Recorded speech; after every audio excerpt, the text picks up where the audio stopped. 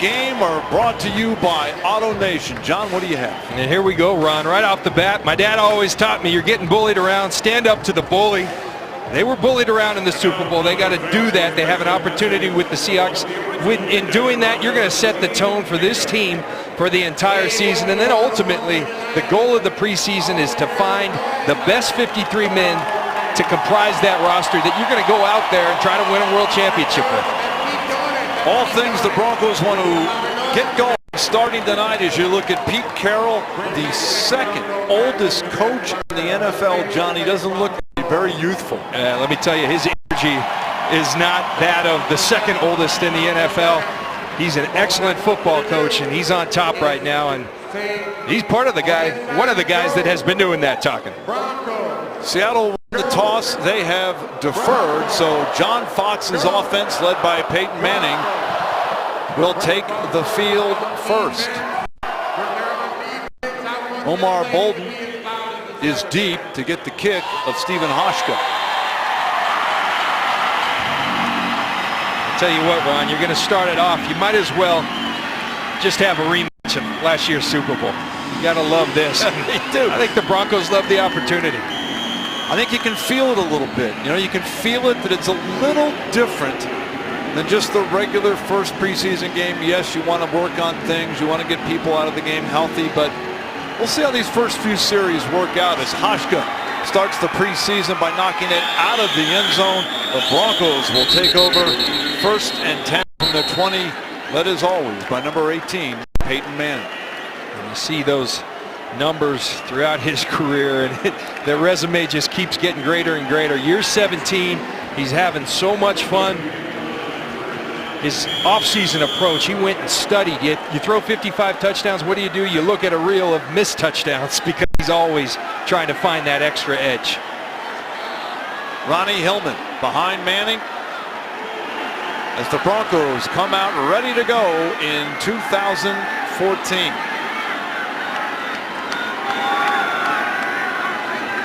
Broncos in a 2 tight end offense as the handoff goes to Hillman. He gets a yard before he's knocked down. And it'll be a 2nd and 9 for Denver. KJ Wright making the tackle for Seattle. Here's your starting lineups brought to you by Nationwide Insurance. Ryan Clady missed almost all of last season. Franklin's moved inside. Of course, we'll get to the backs in just a minute as the Broncos wanting to play fast as always in a 2nd down and 9.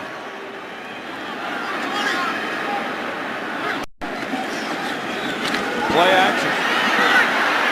Manning over the middle, complete to Demaryius Thomas. He's got a 1st down out to the Denver 36-yard line. A 15-yard pickup as Peyton Manning picks up where he left off. And there's Demaryius Thomas working one-on-one.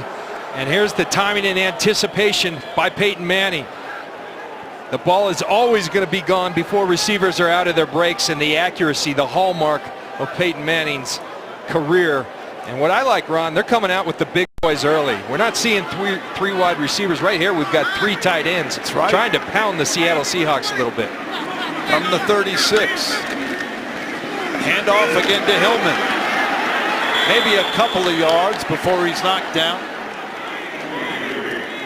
Let's take a look at the rest of the Broncos starting offense. Demaryius Thomas, who missed the first 4 days of camp over the death of his grandmother, he's back and caught up. Ronnie Hillman in for the injured Monte Ball. Emmanuel Sanders, the new wide receiver who replaces Eric Decker.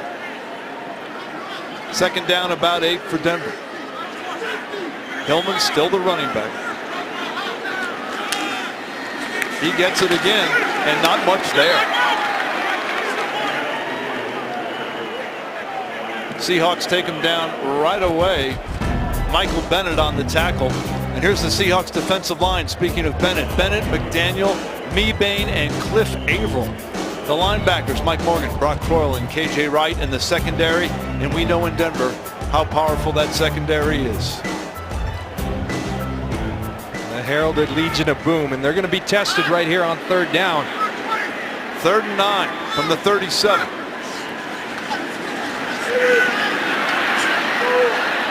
Incomplete. He was looking again for Demaryius Thomas. Maxwell was there. Ryan Maxwell there on the coverage, and the Broncos, after one first down, will have to punt. Peyton will want that one back. Good protection by Ryan Clady, protecting on the edge. Peyton Manning had exactly what he wanted. Demaryius Thomas one-on-one, just missed the throw. Britton Colquitt, one of the better punters in the NFL, is in.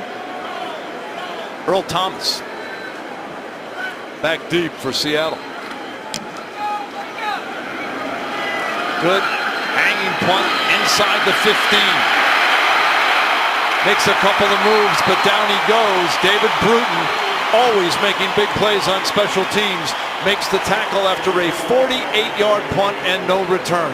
We're just underway. Seattle will have it for the first time when we come back.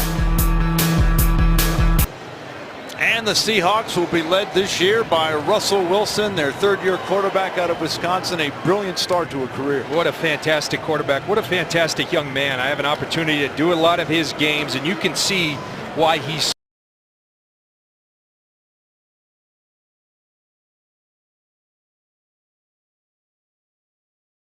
the work and have so much success, and already a Super Bowl champion 3 years into his career. He won't have Marshawn Lynch behind him tonight. He was a holdout, just came back into camp, John, and Robert Turbin is a good backup. Will have the start tonight behind Russell Wilson.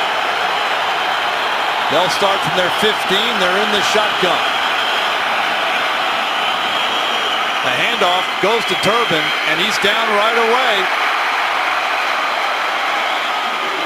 Broncos off to a good start as Nate Irvin, the middle linebacker, takes him down. Irving, a four-year man from NC State. As we take a look at the Seahawks offensive line, Bailey, Hotman, Jean-Pierre Sweezy, and Britt. Russell Okun, a veteran, is out of the lineup tonight. Baldwin, who had along with Percy Harvin, a good Super Bowl there with Zach Miller. Coleman's the fullback, and we talked about Turbin, the running back. No gain, 2nd and 10. Here's Wilson. He's got it. He's looking. And it's incomplete. He was looking in the area of Wilson, but there is a flag down.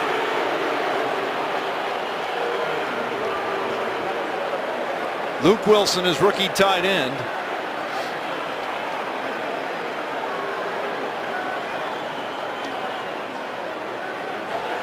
Holding, defense, number 43. 5-yard penalty, automatic first down. TJ Ward gets his name called for the first time with a hold. Well, not how you want to start your Bronco career, but it's the preseason. We're going to watch TJ Ward in coverage on Luke Wilson as Russell Wilson breaks contain. You see Russell Wilson get pushed to the ground, but TJ Ward's had a great camp, John. I mean, he makes plays every day. Coaches rave about him. It's a 1st and 10 from the Seattle 20. Empty backfield. Wilson will scramble and won't get very far. He's sacked. He's taken down by DeMarcus Ware at the line of scrimmage. Now that's how you want to start your career as a Denver Bronco, as a free agent. That's what they brought DeMarcus Ware in, and he produces right away. Absolutely essential to have someone opposite of Von Miller once he gets healthy. You see that front line. Derek Wolfe back healthy. Sylvester Williams in his 2nd year. The big guys in there. Terrence Knight. Here's the group that there's been a lot of scrutiny about. Nate Irving in the middle. Danny Trevathan all over the field last year. 2nd and 10 from the 20. Wilson over the middle, incomplete. He was looking for Brian Walters, the wide receiver. And that'll bring up a 3rd and 10. Here's something you know about the deep secondary. And I like this group. Get Raheem Moore back from injury. And there's the 2 prize free agents. Aqib Talib. He's long, he's strong, a very good football player. TJ Ward, who brings a presence in that secondary. And right now it's Kayvon Webster in for Chris Harris as he continues to recuperate from that knee injury. And the Broncos in their nickel, so their number 1 pick, number 29, Bradley Roby, on the field at the top of your screen there, just inside the 30. And that ball is taken away by Denver. And then it's fumbled. Raheem Moore had it. He lost it. He fumbled it out of bounds. It'll be Denver's ball.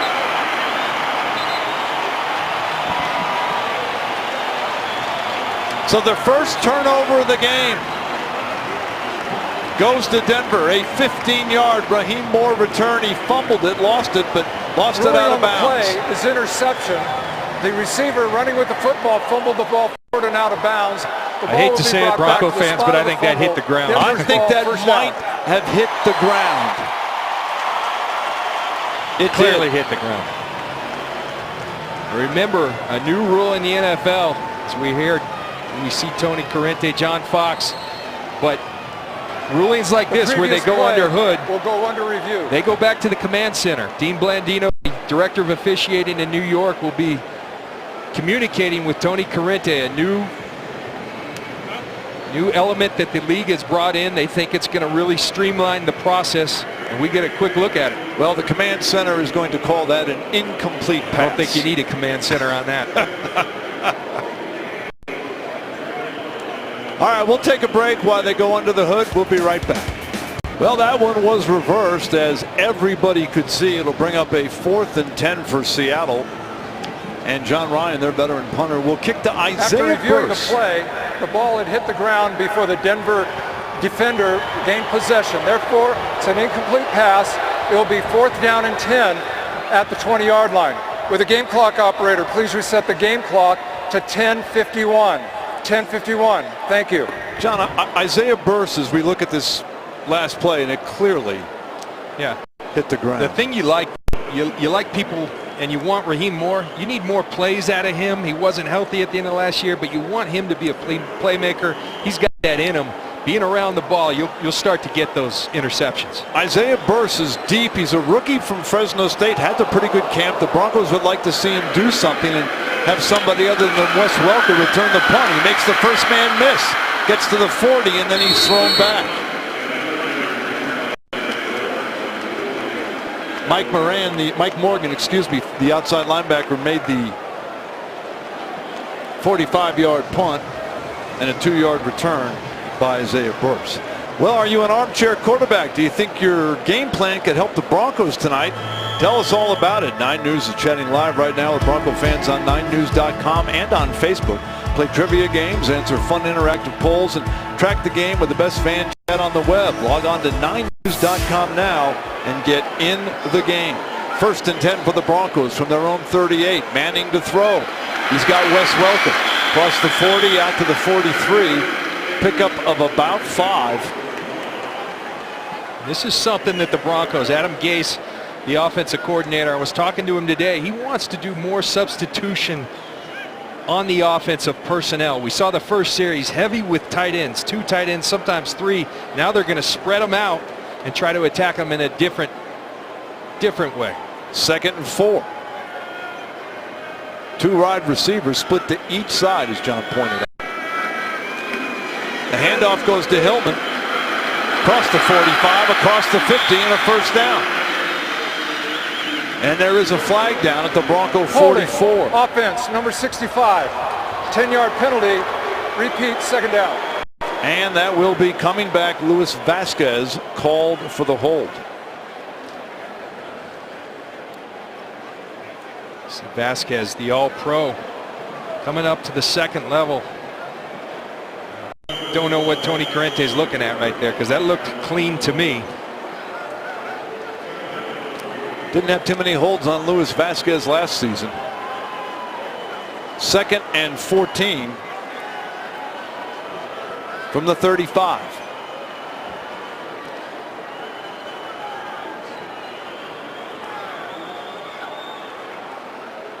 Manning with time. Over the middle, he's got Hillman to the 40.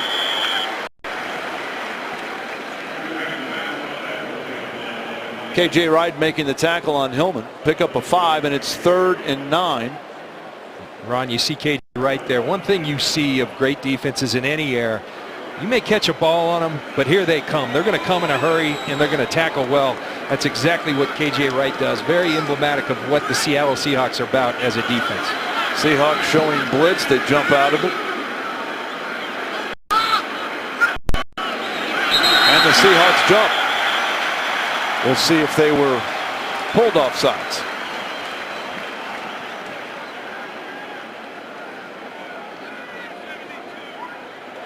Neutral zone infraction. Number 72 on the defense jumped in the neutral zone, causing an offensive player to false start. 5-yard penalty. Remains third down. It's on Michael Bennett, one of Seattle's best, most dominant defensive players. That's just smart football by Peyton Manning. He manipulates him with his snap count. He understands third down. What do the Seahawks like doing?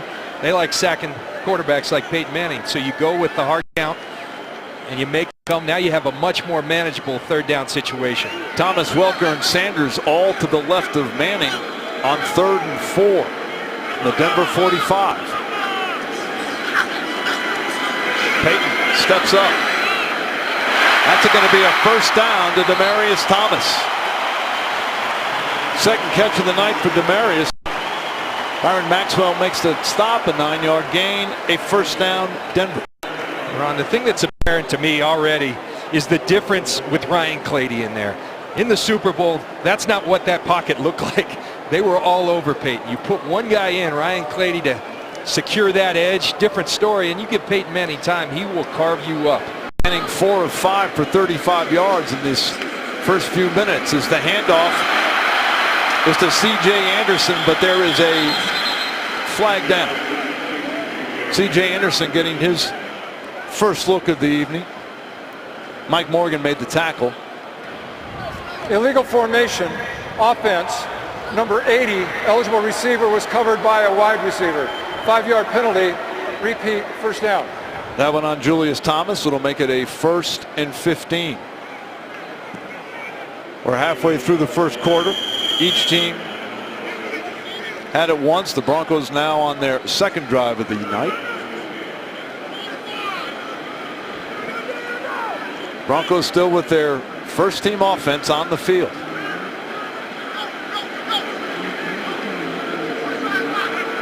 Andre Caldwell in the game. He's at the bottom of your screen. Peyton going down the sideline looking for Caldwell. Couldn't get him. Byron Maxwell was running stride for stride with Caldwell. Peyton looked out to the left, saw the one-on-one matchup, but that's with this secondary.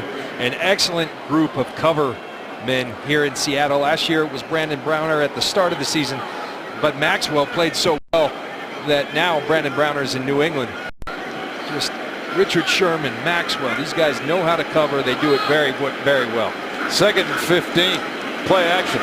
Peyton's got time. Dumps it out to Anderson. He's into Seattle territory and falls down without being hit. Just outside the 45. There is another flag down. John, it looks like a preseason first that there's a lot of flags early in the game. And it looks like right here they're going to get, if I'm not mistaken, illegal contact on the Seahawks. This is the new point of emphasis. They want to clean up the illegal contact after 5 yards that last year was let slide a lot. People are referring to it as the Legion of Boom rule. As a former defensive back who liked to hit people, does it bother you that all these rule changes are all one-sided, all to help the offense? Absolutely. Absolutely it does, because everything's set up for the offense in this league to start with, and now let's just give them some more rules. After the reception, illegal block in the back. Oh, offense number 83. 10-yard penalty, repeat, second down. Wes Welker. They get Wes Welker on an illegal block in the back. So the Broncos piling up penalties. I believe that's their 4th penalty of the day. Watch Wes Welker as he comes in at the top of your screen. I don't know. Is that wasn't a lot right there. No, it sure wasn't. And there are some of the rule changes that we'll refer to as the game goes on tonight, but there are some changes. 2nd and 19 now from Denver. They're back at their own 45. Denver to throw. Manning over the middle. He's got Demaryius Thomas again into Seattle territory to the 43. Earl Thomas, the free safety, made the tackle. 13-yard pickup as Peyton and Demaryius are picking up right where they left off. Yeah. And when you see these rule changes, a lot of them going towards player safety. The cut block, they want to clean that up. And to see a lot of things there. The point of emphasis on the defensive side of the ball in terms of the contact, that's going to be the interesting one to watch. 3rd and 7 now for the Broncos. 6:15 to go and counting here in the first quarter. Broncos need to get to the Seahawk 36. Thomas has it after juggling it. He's going to be with second effort. May have got Demaryius Thomas the first down.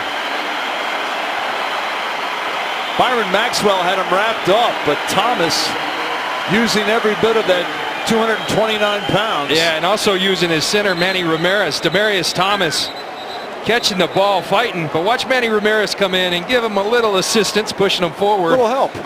And there you go, Manny. Help Demaryius out. He falls forward. Peyton Manning 7 of 9 for 60 yards here in the first quarter. On first down, it's back to Ronnie Hillman. Hillman breaks a tackle, breaks 2, gets all the way down to about the 27-yard line. About a 9-yard pickup. Earl Thomas made the tackle for Seattle, but Denver on this second drive of the night is showing us something. They are. Now they've spread it out. They went with the 3 tight ends, tried to pound them early. Now they spread it out. Ronnie Hillman showing some burst through the line and some strength. They say he's bulked up a little bit, running hard. Last year it was the ball security. This guy's a dynamic back. Flags everywhere. Ronnie Hillman takes it to the 23. That's a first down, but there are flags on the field. Richard Sherman, or make that Jeremy Lane, made the tackle. That was Richard Sherman. We have fouls against both teams that will offset. Holding, offense number 75. Defense, illegal use of the hands of the face number 72. By rule, these penalties will offset. Second down. You like Richard Sherman, don't you? I do. You know, he's a Stanford man, so I'm going to like him. I knew you were going to like him. You know what he is? What makes him so great? He's one heck of a football player. He's strong. He's aggressive. He's big. He's long.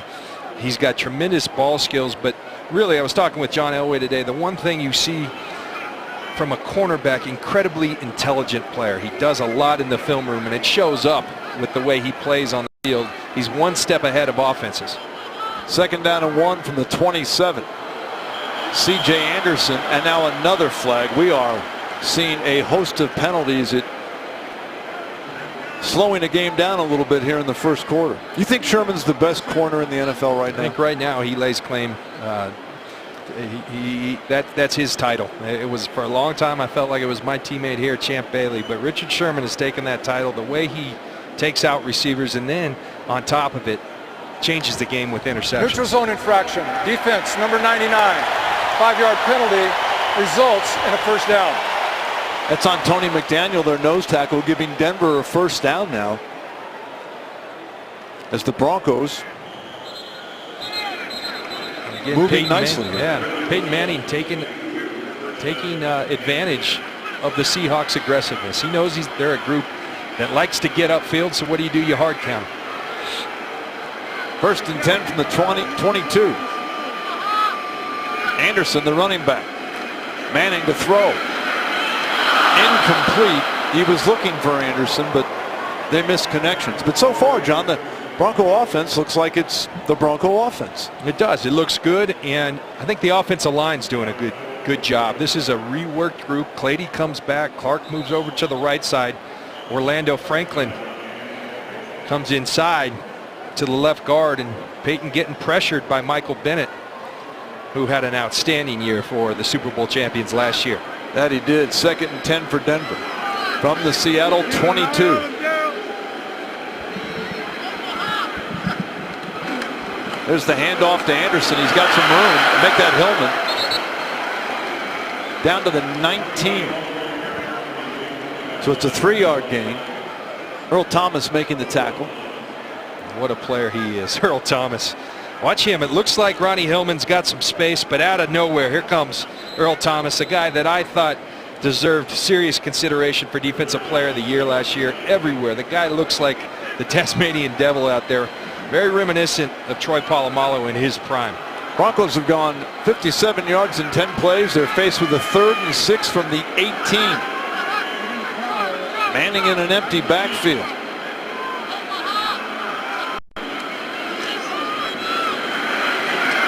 That's going to be a first down to about the 12-yard line as Manning got it inside to who else? Demaryius Thomas.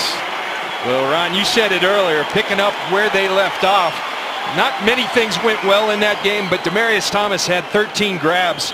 And Peyton Manning finding the soft spot in the zone, and he just trusts Demaryius Thomas with that big body. If I put it out there, the worst thing that's going to happen is incomplete pass, but more than likely it's going to end up like that, completion for the Denver Broncos. Demaryius Thomas, if he played the whole first half, might get 13 tonight.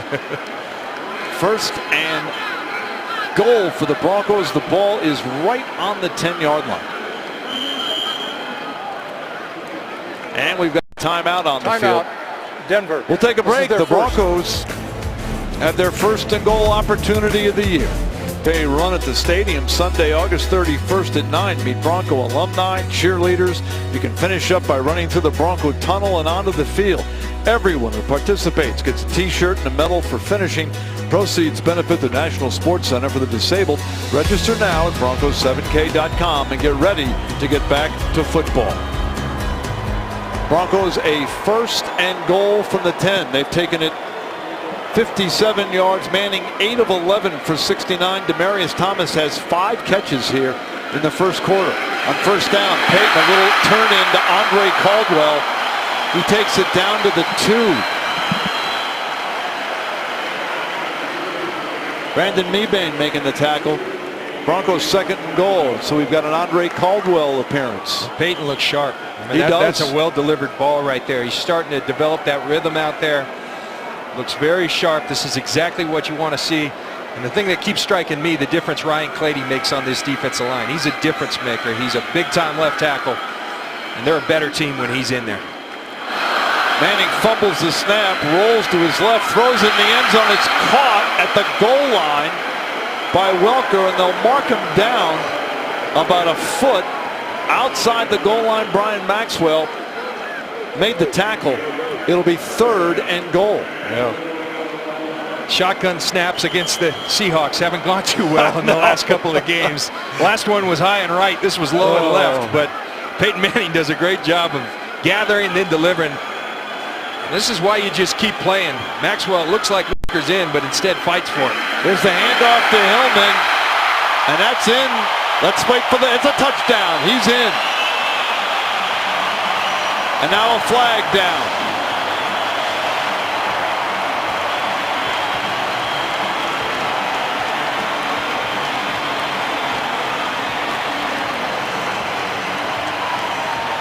We'll check out the flag, but Ronnie Hillman got in from about a foot.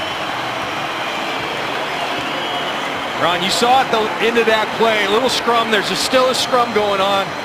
This isn't a bad thing for the Broncos. They were embarrassed in that game. I think it's important they came out here today and established a physical presence. At the conclusion of the play, personal foul, unnecessary roughness, defense number 50. This penalty will be enforced on the kickoff. That's on KJ Wright, the weak side linebacker. And watch this surge of the offensive line. They push the pile and they continue to fight. And you know what? Julius Thomas on top of KJ Wright, driving him to the ground. A little extra. John Fox awful happy, and this looks a little different. The extra point from the 15-yard line. This is one of those new rules that they're experimenting with. They're going to do it for the first 2 weeks of the preseason. They'll mark it at the 15. It'll be a 33-yard extra point attempt by Matt Prater, who knocks it in. So the Broncos go 61 yards in 14 plays, 9 minutes and 9 seconds to grab the lead here in Denver. Back in Denver, the Broncos have taken the lead with a minute and a half to go in the first quarter, and it would look to me that Peyton Manning has sat down. Once the baseball cap goes on, he can relax. Well, I might go grab him if he tries to go back out there, because that's exactly what you want. A 9-minute drive. He was precise. He was accurate. 10 of 13, 78 yards. That's exactly what you want from your 17th-year quarterback. You tell him to take a seat. Ronnie Hillman looked good on that drive. There's Adam Gase, the great offensive coordinator. That's a good night's work for Peyton Manning. I wanted to ask you about Ronnie Hillman. I mean, he's got a lot of opportunities. Last year at this time, you know, he fumbled in a preseason game. Really kind of started the ball rolling in the wrong way for him. Monte Ball is out probably until the start of the regular season. How big in the next couple weeks for Ronnie Hillman can this be? Oh, this is huge. A tremendous opportunity. He doesn't want to see Monte Ball go out. Prater, I think, scores 3. Prater, I think, not only got 3, got it about 30 rows up into the stands. So Seattle will take over for the second time when we return. The game will be suspended. There is a lightning strike inside the 8-mile limit.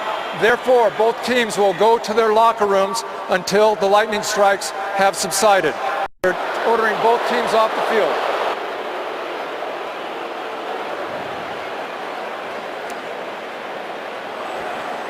Back at the stadium, we've got some difficult news. There is lightning in the area and the game has been suspended. It was announced just moments ago.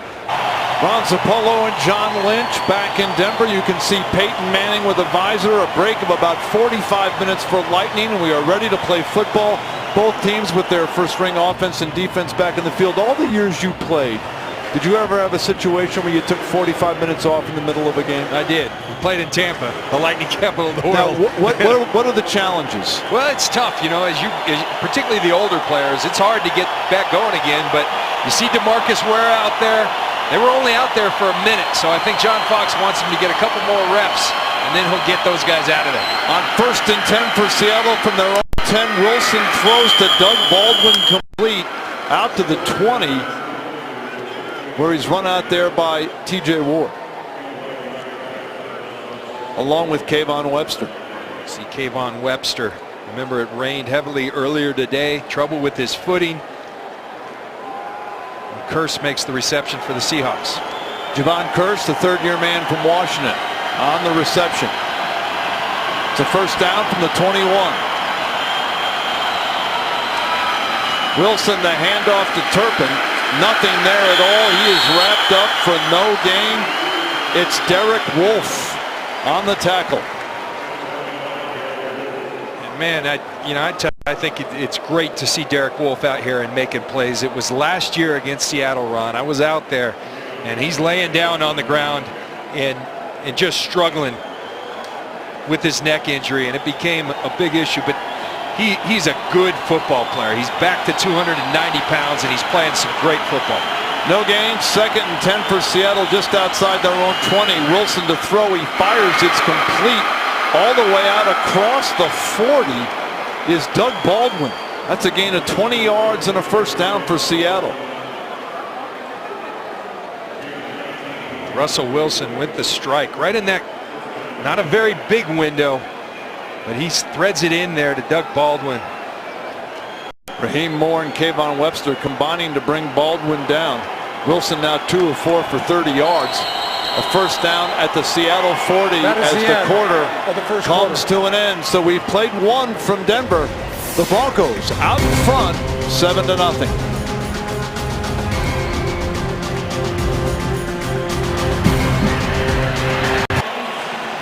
It's time to meet the player, brought to you by CenturyLink. Tonight we spotlight Aqib Talib, one of the best corners in the NFL. He's in 77 regular season games, 272 tackles, 23 interceptions, 4 of them returned for touchdowns. Aqib means the last one in the Arabic language. 1st and 10 for Seattle to start the second quarter. It's Turbin up the middle out to the 44, where he is wrapped up by Terrence Knighton. Nate Irving also there. That's a good sign. I like the way Nate Irving's played thus far today. A lot of questions as to who was going to fill that middle linebacker spot. And Nate Irving stepping up and saying, I want to be that guy, and showing it with his play. 2nd and 6 from the 44. Broncos still with their first-team defense on the field here in the second quarter. Play action. Wilson, here comes the pressure. He'll run. He slides down into Bronco territory at the 48. And that should be enough for a first down after a gain of 7. That's the dimension Russell Wilson brings to the table that's so hard to defend. You get a good rush, you're upfield, you have pressure on him, but he has a wonderful ability to feel that pocket, understand to keep his eyes downfield, look for a target, but if not, go ahead, get the first down, and he does it as well as anybody. Lockett and Kearse, the receivers, Turpin the back. Seattle a first down from the Denver 49. Wilson to throw again. Over the middle to Turpin. Danny Trevathan wraps him up after a short gain to the 47. Just excellent tackle in space by Danny Trevathan, and that's what the talent that he brings to these Denver Broncos. Really an underrated player in this league. I think people understand in Denver. The rest of the league gonna soon know what a special football player this guy is. He's undersized, he's not fast enough, but all he does is make plays on the field. And he makes one there. It's second down, call it 7 from the 46.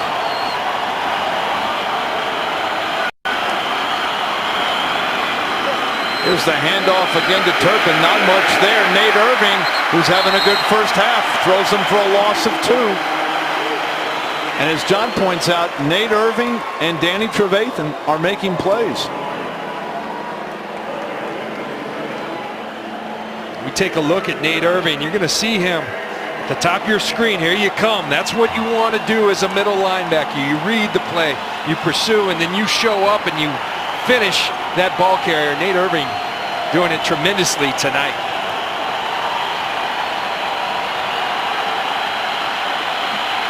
Third and 8.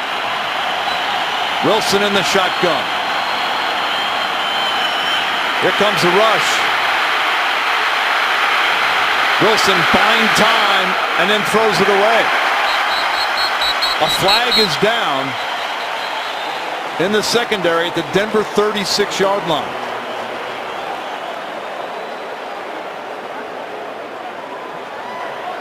Holding, defense number 21. 5-yard penalty, automatic first down. Referee Tony Corrente making the call on Aqib Talib. And here's Talib working outside against Curse.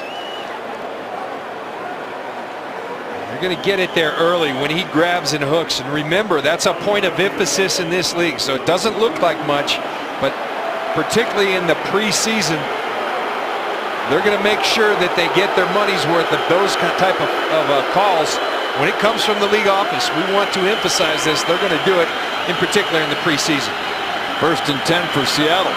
Wilson to throw again. He's hit as he throws, and it's incomplete. And there's a flag down. Malik Jackson had the pressure on Russell Wilson, hit him just as he threw. Let's see what we've got. Illegal contact, defense number 56. 5-yard penalty, automatic first down. Nate Irving called for illegal contact. What does this do to the flow of the game when you're going to have a lot of illegal contact? It disrupts it, but the league has always been clear about one thing. You see Nate Irving right there. Again, not much, but these referees, these officials are told during the preseason, we want you to call it. But you gotta love that if you're a Bronco fan. Malik Jackson, a tremendous player, really emerged last year, putting Russell Wilson on his back. Kristen Michael now in her running back. He gets the handoff. They're very high on him. Tries to get to the outside, but he's cut down by Raheem Moore at about the 35-yard line.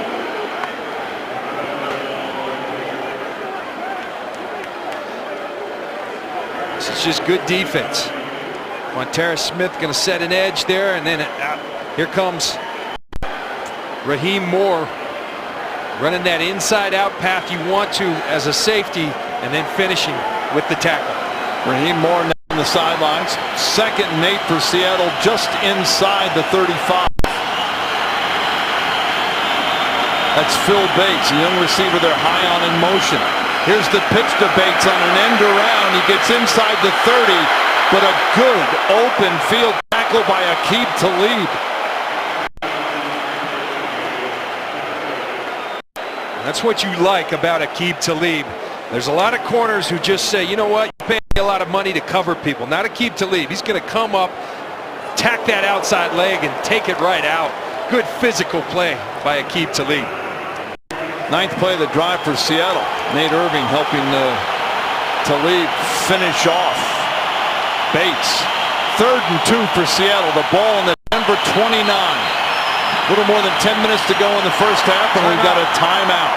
Denver, this is their second. So Seattle's on the drive. We'll take a break. Denver clinging to a 7-0 lead. Talib now on the sideline, being tended to by Bronco trainer Steve Antonopoulos. Raheem Moore and Aqib Talib both out on successive plays. Watch that right shoulder. He sticks it in there, and he pays the price for doing that. The one thing I would suggest to keep Talib right there. Bring your arms through instead of just throwing your shoulder there, and he's paying the price for it. Greek working him out there. You don't want to lose those two guys in that back end of this defense. 3rd and 2 for Seattle. Wilson hands it off to Michael. That's going to be very close. Knighton had him around the collar. See where they mark it. Quentin Carter, David Bruton, Omar Bolden all in now as Talib and Moore on the sidelines. You see Terrence Knighton, that's what he's paid to do. Use those 350 plus pounds to eat up blockers, then go ahead and make a play. The Seahawks on 4th and short will go for it. Curse in motion, fumbles the handoff, picks it up, gets away from T.J. Ward, but not from Nate Irving as the flag's down as Wilson is tackled back at the 40.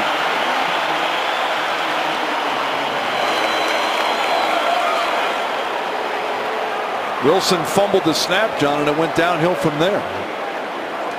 Curious to see if they get a face mask on the Broncos, which would be a shame because they were off the field on that 4th down. T.J. Ward and Nate Irving making the play.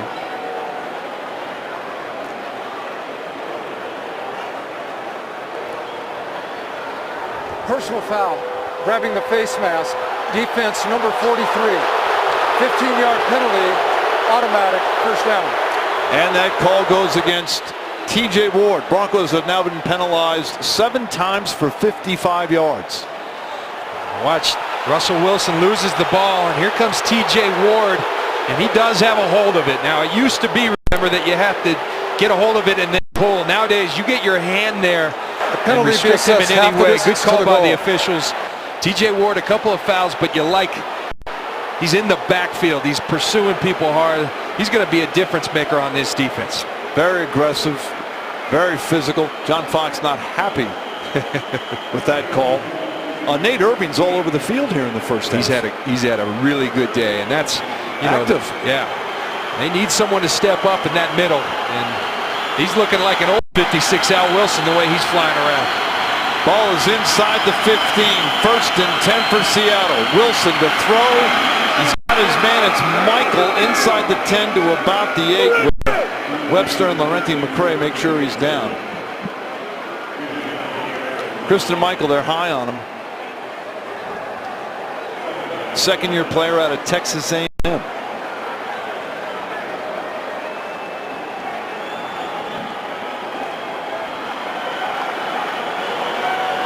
Second and 6. The ball is just outside the Denver 9.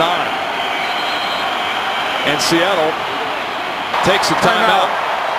Seattle, this is their first. We'll take a break.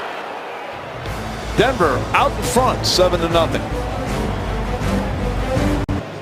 Seahawks have taken it 81 yards in 11 plays. They have it down 2nd and 5 from inside the Denver 10. The Broncos have made some changes. Quantera Smith, Marvin Austin, who's been very good in camp, used to be with the Giants in Miami.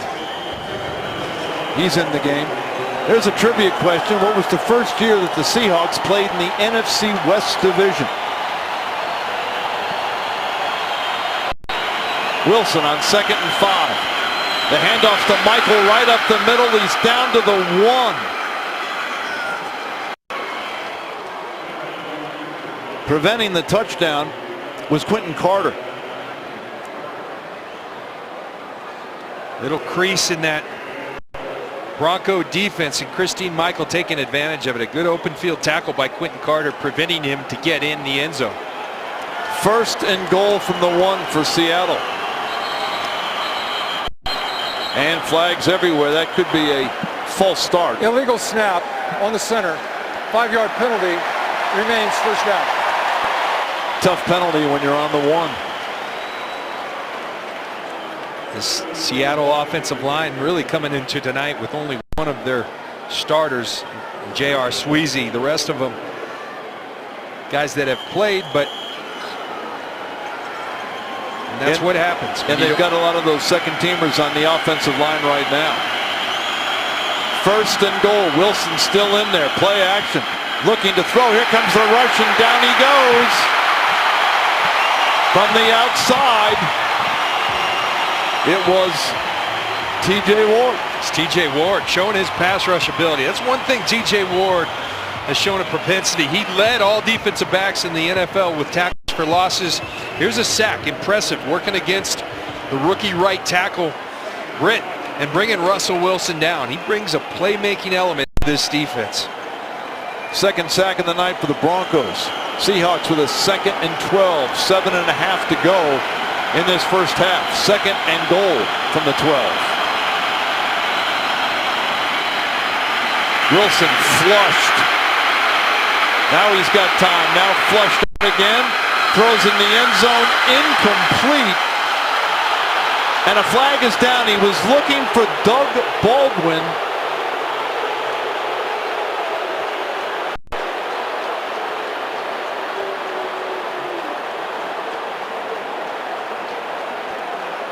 It may be Quentin Carter that they get on the coverage. Pass interference. Defense number 59. As a penalty occurred in the end zone, the ball will be placed at the 1-yard line. First down. Danny Trevathan. Well, Trevathan, as you see Russell Wilson doing his best Fran Tarkenton impersonation, he extends the play, and as they extend the play, it's tough. You find yourself in tough situations. Trevathan covering wide receiver Doug Baldwin. They say he holds that left arm down. I think that's a bad call. That's hand fighting. They're both competing for the football. I think it's a bad call, but again, it goes to that point of emphasis that the league is trying to make with the illegal contact. The enforcement of the penalty. It is correct at the wing. Danny Trevathan off the field now, being tended to by Steve Antonopoulos. A lot of penalties in this first half. Seattle's now got a new lease on life. 1st and goal from the 1. Christian Michael, the running back, behind Wilson. Michael gets it up the middle. He's into the end zone for a touchdown. So the Seahawks match Denver's drive with a long drive of their own. And they were aided by a few timely penalties. A few penalties, and by their magnificent quarterback, Russell Wilson. His ability to make plays when things seemingly break down, it's different, and it's a difference maker for the Seattle Seahawks. Here's a look at Michael. He had good blocking right up the middle.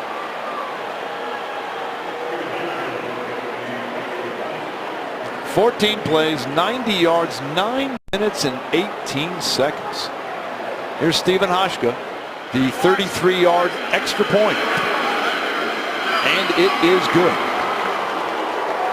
Doesn't sound right. The 33-yard extra point. Going to take some getting used to. 7:12 to go in the first half. We are tied up from Denver. Here's the answer to tonight's Stevenson Automotive Trivia question. Again, the question, what was the first year the Seattle Seahawks played in the NFC West Division? There's your answer. I think that's Jim Zorn right there. The answer, 1976. The Seahawks are the only NFL team to have switched conferences twice since they came into the NFL. What a division that is today. We've seen the Seahawks here today, the Super Bowl champions. Next week we'll see the 49ers, the Cardinals getting better. Would you say right now it's top to bottom best division? Absolutely. Yeah, there's no doubt in my mind. Also the most physical division in football. Speaking of physical, Omar back to return the kick, which will no doubt go out of the end zone. Almost every kick does these days. And there's Brock Osweiler getting his first look in the preseason. What does Brock Osweiler, in your view, have to do and accomplish for his own well-being here in this preseason? Well, this is everything to him. When you play behind Peyton Manning, you aren't going to get many snaps. He stays healthy, and he's Peyton Manning, so you aren't going to get a ton of snaps. So this is his action, and he's got to prepare himself in the event that something did ever happen to Peyton Manning. Adam Gase really likes the way he's developed this preseason, this training camp. Now's his opportunity to show it in the game.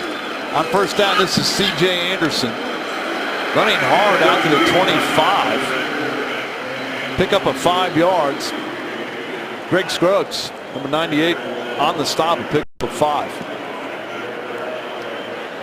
This is one thing that Gay's talked about as you see Osweiler going to the no huddle as well. His command of the offense is much better. They're comfortable putting him in these no huddle situations, whereas last year they weren't so. Cody Latimer, Andre Caldwell in the game as wide receivers. Here's the screen to Anderson. Makes one man miss, but is knocked down to 27. He fumbled, but it was after he was down. Brock Coyle on the hit. Cody Latimer getting his first look as we have another Bronco shaken up, and it's C.J. Anderson. Time out on the field for an injured player.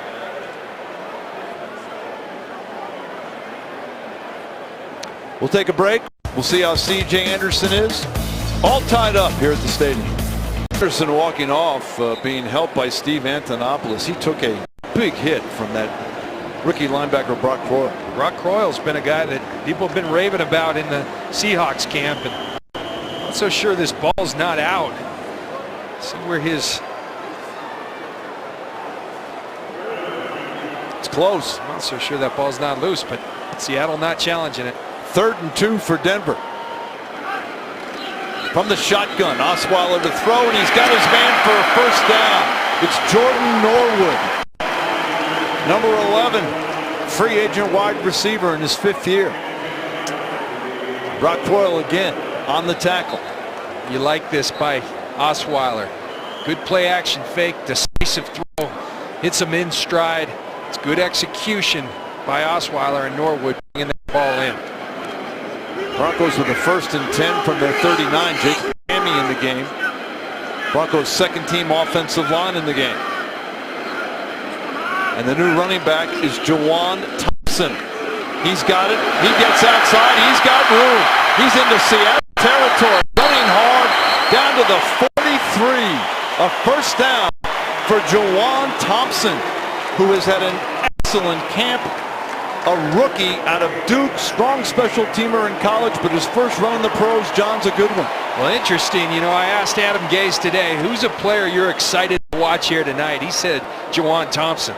And I kind of said, really? That's who you're going to come up with? But now you see why.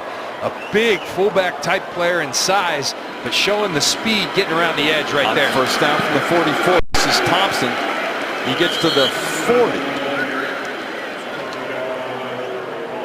Brock Coyle again, along with Jeff Goat, making the tackle. Let's go down to Rod, who's got an update on an injury. Rod? Yeah, the big hit that CJ took, they're saying concussion-like symptoms. He is in the locker room. His day is done. All right, Rod, thanks. You wonder if the Broncos might be, John, in the market for another running back. If C.J. Anderson's got a concussion, Monte Ball out with the appendectomy. 2nd and 7. The handoff to Thompson. Running hard. He's hit again by Brock Coyle after a gain to the Seattle 37. Brock Coyle making stop after stop. But what I'm liking about Juwan Thompson is those guys are going backwards when they're tackling him. That pile is not going in the favor of the Seahawks. He's falling forward, and that's what you want to see out of a back, showing a nice mix of speed and power that Adam Gase alluded to before the game. We're seeing it. 3rd down and 4 for the Broncos. Capri Bibbs is in the game. The former CSU star getting his first play of the 2014 preseason. Osweiler, here comes the rush. Steps up, runs, and is short of the first down. He's down at the 36. Greg Scruggs makes the tackle. And the Broncos are going to try a long field goal. They got the right guy doing it. Matt Prater, watching him in pregame, unbelievable the distance he can kick it. Matt Prater is an amazing 21 of 27 over 50 yards in his career. This one from 54 yards. Prater coming off his first Pro Bowl appearance. And he proves that it's the preseason for him field goal from outside the 20-yard line. As it goes just left. I may have jinxed him with that stat. First down.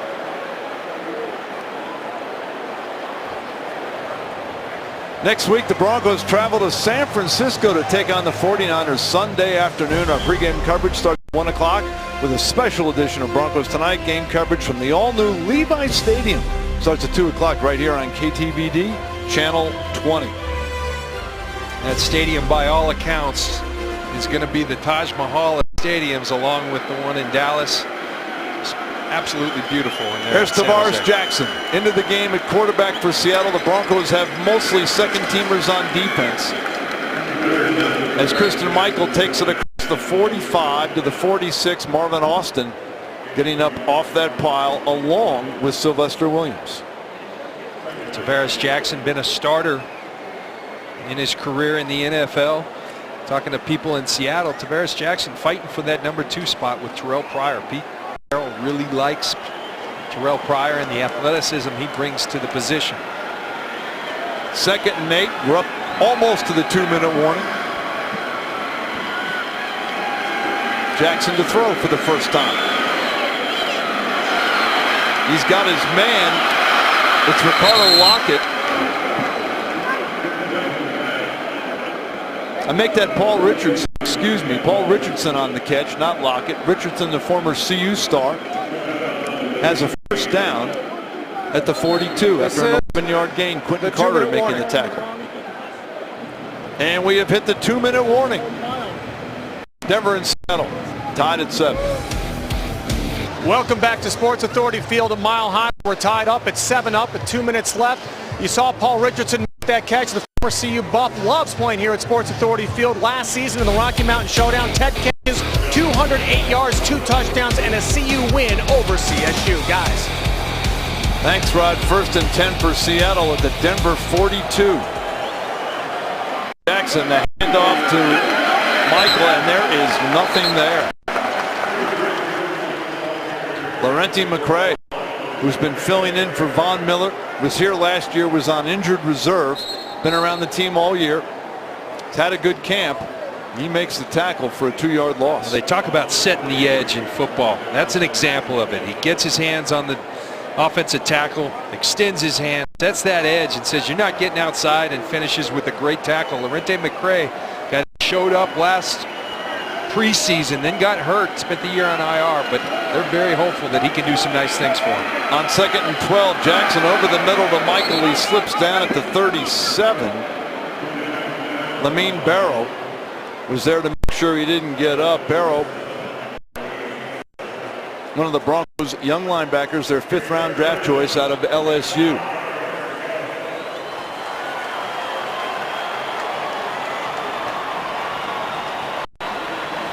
Third and 5. Less than a minute to go in this first half. 7-7 ball game. Tavares Jackson at quarterback from the shotgun. Throws to the sidelines. Incomplete. He was looking for Phil Bates, but Tony Carter was there on the coverage. A flag down at the line of scrimmage. Personal foul, chop block, offense number 33. This penalty has been declined. Result of the play, 4th down. Denver has decided to exercise the option of taking the yardage. 15-yard penalty, repeat, 3rd down. There's Christine Michael right there. It's going to come across, and the Laurenti McCray's engaged up high. You can't go low like Christine Michael just did. Tony Corrente all over. So the Broncos would have been 4th down. Decided to take the penalty and move Seattle back to their own 48. I think this is not something you do in the regular season. Probably want to see their pass rush one more time. 42 seconds to go in the half. It's a 3rd and 20 for the Seahawks. Broncos rush 4. Jackson over the middle, complete to the tight end, Cooper Helfett, all the way down to the Denver 31. That should be just enough. Timeout For a first Seattle. down. Dookie and Acho making This is the their tackle. second. This is a 30-second timeout. That's why it was a curious call, and I think Yes. it's one that you're looking at things, you're evaluating people, because I promise you in the regular season you're not taking them back. It's probably going to be a touchback or a down punt inside the 20 in either case, but Yeah, nice rather throw unusual by call. Jackson. Yeah.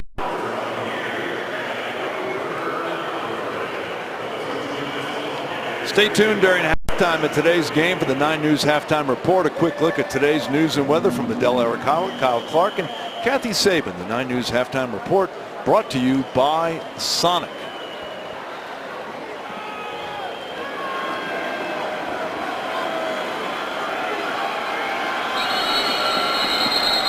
Now we've got a whistle before Seattle can get it snapped. Penalties adding up. 8 for 65 for Denver, 6 for 55 for Seattle.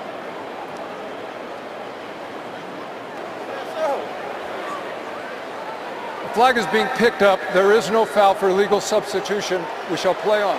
32 seconds. The clock will start on the snap. Referee Tony Corrente getting a workout here in the first half. Hey, it's preseason for these guys too. They got to get those vocal cords, those arms ready. 1st and 10 from the Denver 32.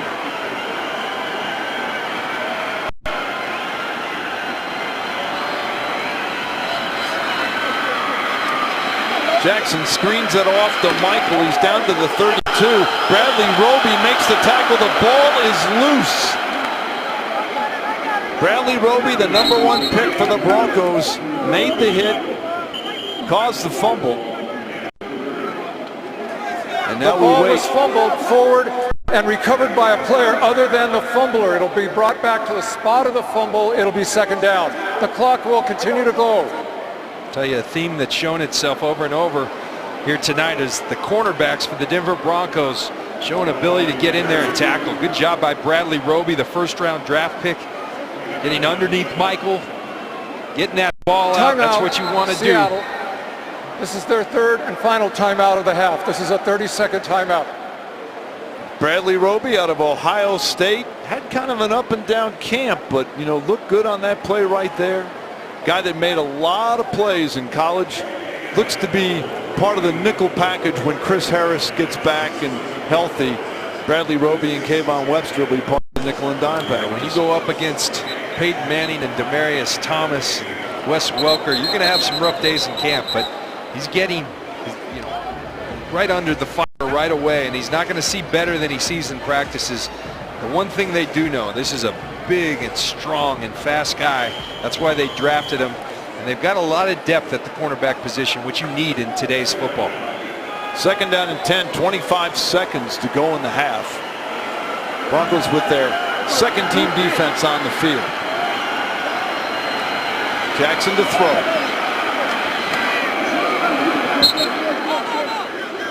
He's got it down to Paul Richardson. Richardson down at the 23. Clock continuing to run. Seattle stops it by spiking it. So 2 catches for Richardson. I wanted to ask you about that. You were one of the greatest tacklers in the history of the NFL.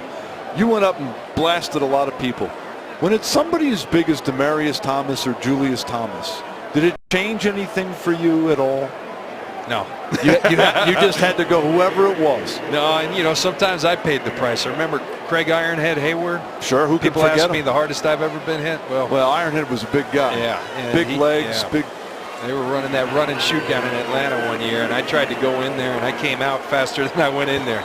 Stephen Hotchkiss on for the field goal. The ball will be at the 31. It will be a 41-yard attempt. It is up, and it is good. And with 7 seconds to go in the first half, Seattle takes a 10-7 lead. When you played, were there guys at the receiver position like Calvin Johnson, Demaryius Thomas? I mean, they're so big now, John. No, they're just getting absolutely huge. I mean, we had guys like Sterling Sharp, big, strong, but they're not 6'5", and Sterling was big, but not like this. Yeah, these guys are specimens, and it's the new breed. I mean, you've got Megatron, Calvin Johnson, you got Larry Fitzgerald, probably closer to the end of his career, but the new breed of tight ends started with Tony Gonzalez and Shannon Sharp and Julius Thomas picking up, and the basketball players. I mean, there's a lot of talent in this league. And you got to be a tough guy if you're a 195-pound cornerback like there are in this league to come up and make hits on guys like that. Absolutely, and you see Aqib Talib. I mean, one of the things he brings to the table, not only can he cover wide receivers, There's only about one guy that covered Jimmy Graham from the Saints last year, and it was Aqib Talib. He made his life miserable. Yeah, and as we saw in this first half, Aqib Talib is not afraid. He's not shy about coming up and putting a lick on him. That ball was touched. It's picked up by Omar Bolden.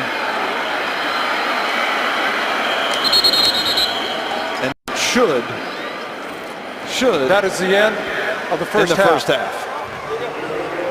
In fact, that was Isaiah Burst, not Omar Bolden, back, number 19. So at the half, Seattle has come from behind and taken a 10-7 lead in what was a bizarre half that had about a 45-minute lightning delay. But other than that, it has been an entertaining first half. Let's go down to Rod. Okay, thanks, guys. Coach, offense seemed to pick up where they left off last season. DT looked great, Peyton looked great, and with Clady back on that offensive line, a lot of time for Manning. Well, there's no doubt whenever you lose a Pro Bowl tackle like that, it affects you. So, obviously great getting them back. The break, the 45-minute weather delay, mess up chemistry at all? Hey, it is what it is. You deal with it. You adjust and wait on the officials to give you the go-ahead. Very good, Coach. Appreciate it. Thank you. Thank you, Rob. Okay, guys, we'll send it back up to you. All right, Rod, thanks very much. John Fox saying what you would expect, that you deal with what comes your way. That's what football coaches always say. That's right. We are at halftime. The Seahawks out in front of the Broncos, 10-7.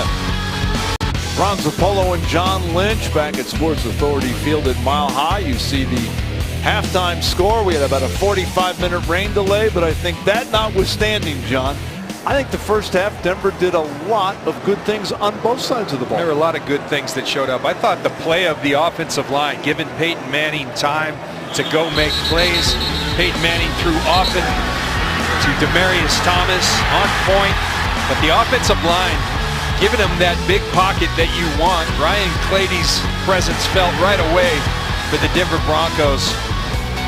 Nothing going on coming off that left edge of the Broncos offensive line, and Ronnie Hillman running with some authority, putting in for the Broncos. And on defense, I really liked their effort. I think it was the penalties that hurt them. A lot of penalties in the first half. 8 penalties on the Broncos in the first half. Some of them legit, some of them maybe of the preseason variety for the officials as well. But I thought two things, John. The Broncos' first-team offense made that drive on the first-team Seattle defense. And I thought the Broncos defensively had a lot. All the new guys showed up.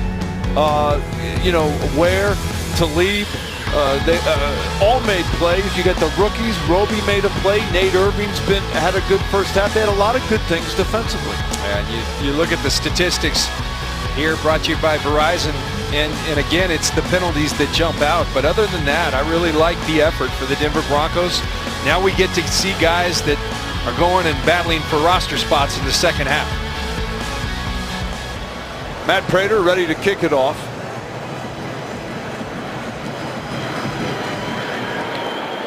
And he kicks it, as you would expect, out of the end zone. So Seattle will take over in this second half with a 10-7 lead. Tavares Jackson finished up the first half at quarterback. We'll see if he comes back out or if they go to either Terrell Pryor or B.J. Daniels. And it looks like Tavares Jackson will remain in the game. He appears to be their backup. The battles between Terrell Pryor and B.J. Daniels for the third spot, if they keep a third spot. Broncos with their second team defense on the field. First and 10 from the 20. Play action. Jackson throws and it's incomplete. He was looking for the fullback, Kiero Small, their 7th round draft choice out of Arkansas. Brandon Marshall, not the receiver, but the Bronco linebacker on the coverage.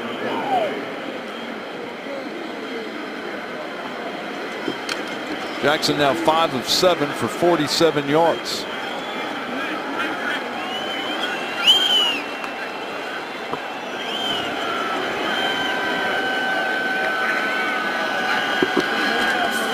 The handoff goes to Michael up the middle, and there is nothing there. Good tackle right there by number 57, Lamine Barrow, the 5th-round draft choice, after a short gain. You really like what Lamine Barrow brings to the table. A guy who can, as Jack Del Rio described it, run and strike you. That's what you got to do at the linebacker position. You got to have good instincts. You got to see things well. And you got to have the ability to flat out run and finish people when you go to tackle. 3rd and 7 from the 23.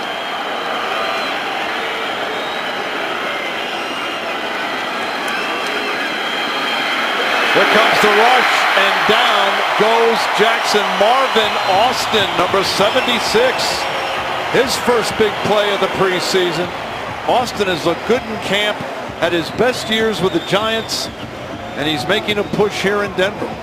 See Marvin Austin coming around, running a little game with Mitch Unrein in the middle. Mitch Unrein sets the pick, essentially a pick like you see in basketball. Marvin Austin, the beneficiary. John Ryan back to punt. Jordan Norwood standing at his own 35. Norwood and Burse trying to separate themselves as return men in this camp. He makes the catch at the 24. Right up the middle with room. Across the 40 and out to the 42. Where who else but Brody Coyle makes the tackle, but a nice return by Jordan Norwood.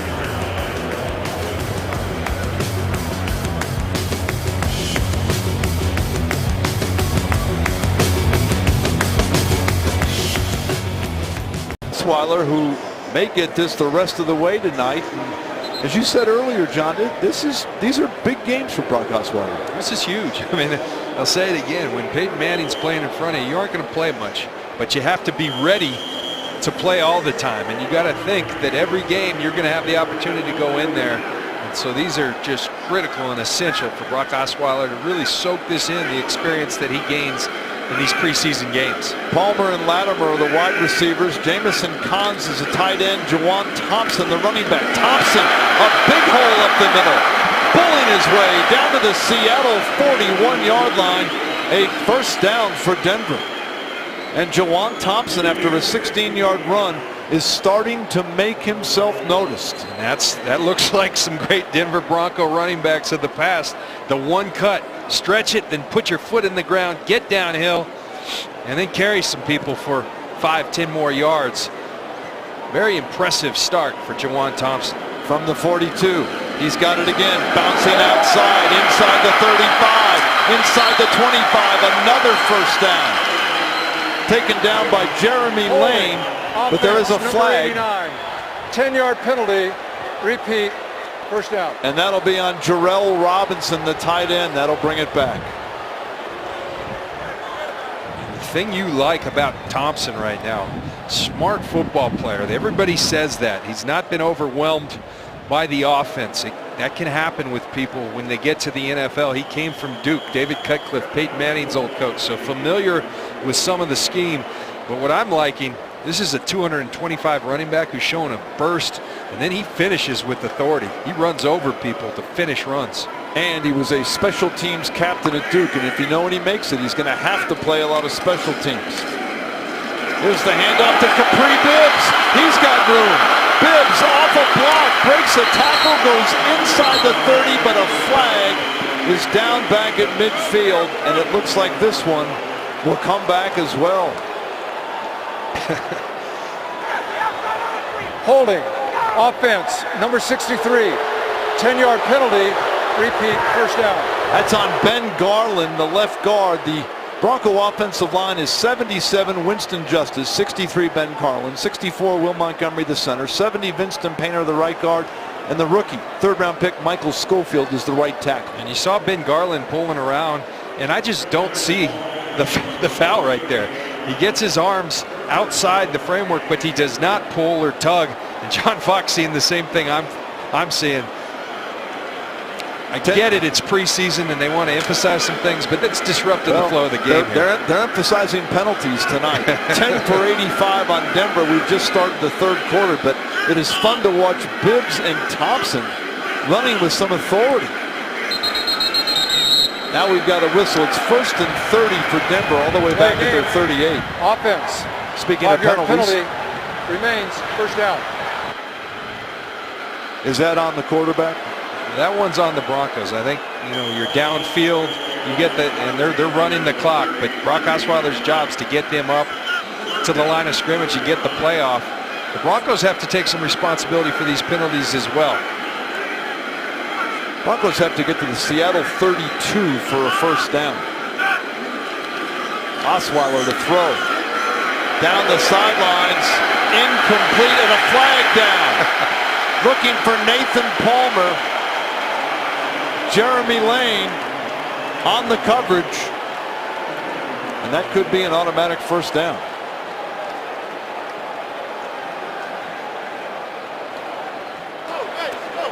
Pass interference. Defense, number 20. Automatic first down.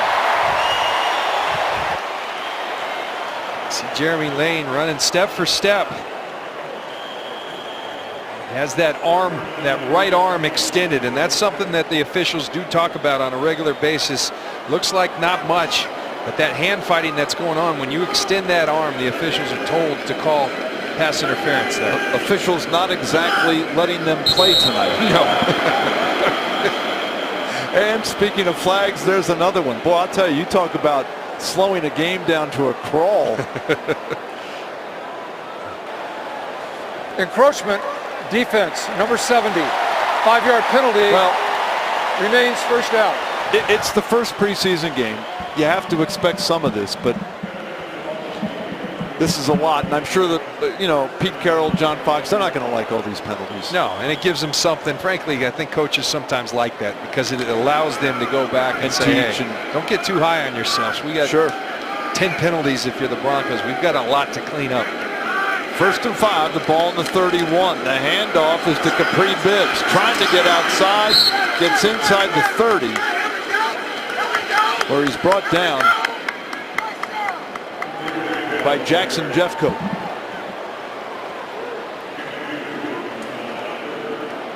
Gain of a couple for Capri Bibbs, who had one of the great years ever for any CSU running back in Ram history. 2nd and 3 from the 29. Juwan Thompson back in the game. He's got it. He's got room. He's got a first down and more. Inside the 15, all the way down inside the 10 for another Denver first down, and Thompson is not getting up.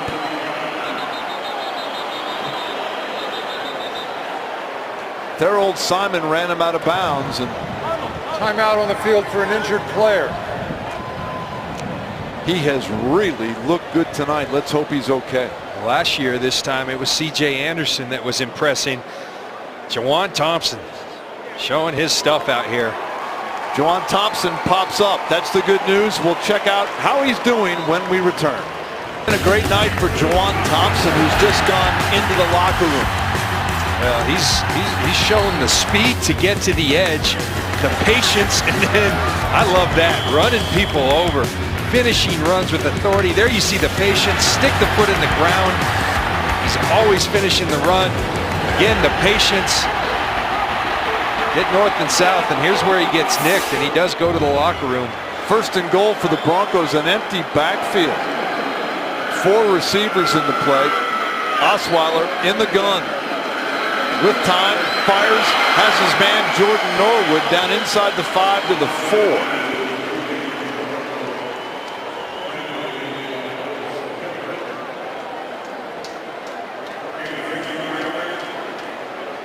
Horace Miller made the tackle for Seattle. Denver had 45 yards rushing in the first half, 37 on this drive alone. 2nd and goal from the 3.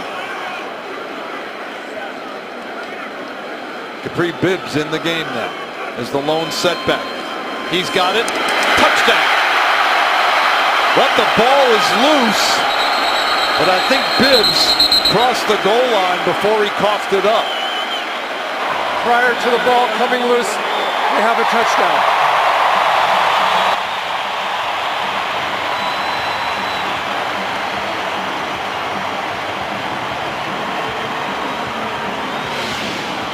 You can tell that these were the two teams that were in the Super Bowl 6 months ago, and one blew out the other because it's testy. Like, there's a little more intensity than an average preseason game number one. These teams, they don't care for each other. Seattle beat them. They've got every right to talk. Not my style, but they've done it, and the Broncos are trying to answer. When you were playing, would it have bothered you if a team talked like that for 6 months? Absolutely, but you got to do something about it on the field. At the conclusion of the play, personal foul, unnecessary roughness, defense number 27 striking a player. Number 27 is disqualified from further participation. That is Thorold Simon. He has been disqualified, a second-year quarterback out of LSU. He's gone. 19 penalties in this game, and we still have a quarter and a half to go. I think the one thing you like if you're a Bronco fan or a Bronco coach is when it's come to unsportsmanlike penalties, it's the Seahawks that are getting most of those. These guys, the Broncos, keeping their cool. Yes, indeed, the ball crosses the plane before it comes out.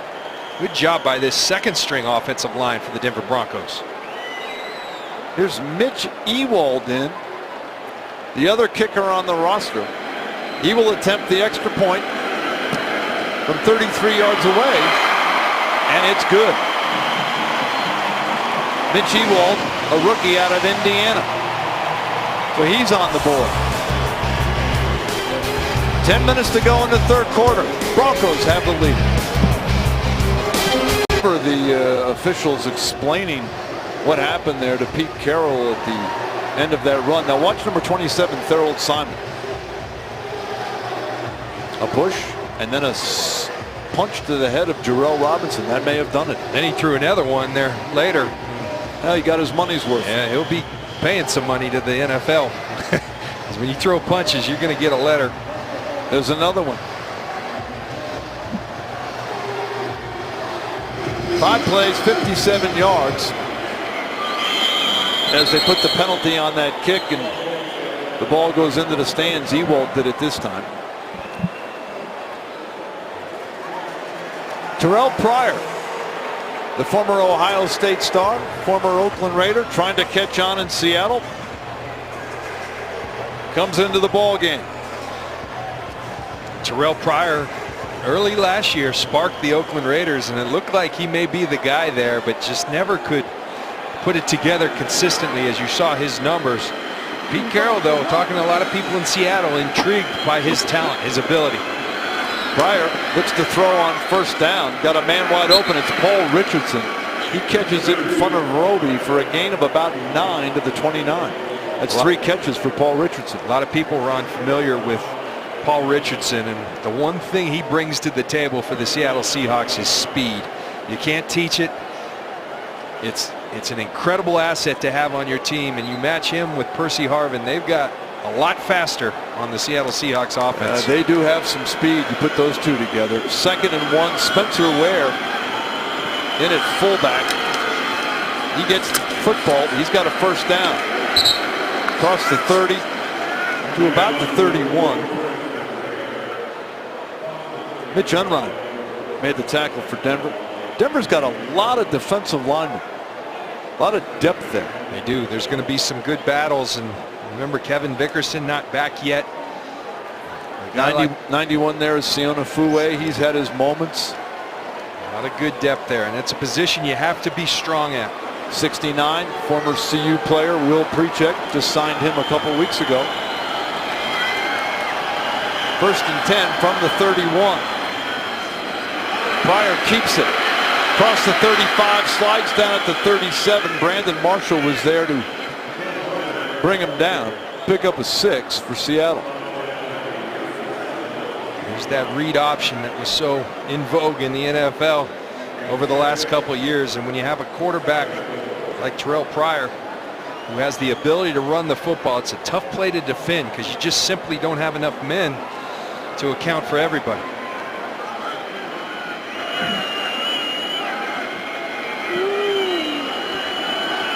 Seattle with 2 fullbacks in the game, Ware and Small. On 2nd down. Pryor going down the sideline, and it's incomplete. Looking for Ricardo Lockett. And Omar Bolden was with him step for step. Good job by Omar Bolden. Not a great job, because a great job would be bringing that in.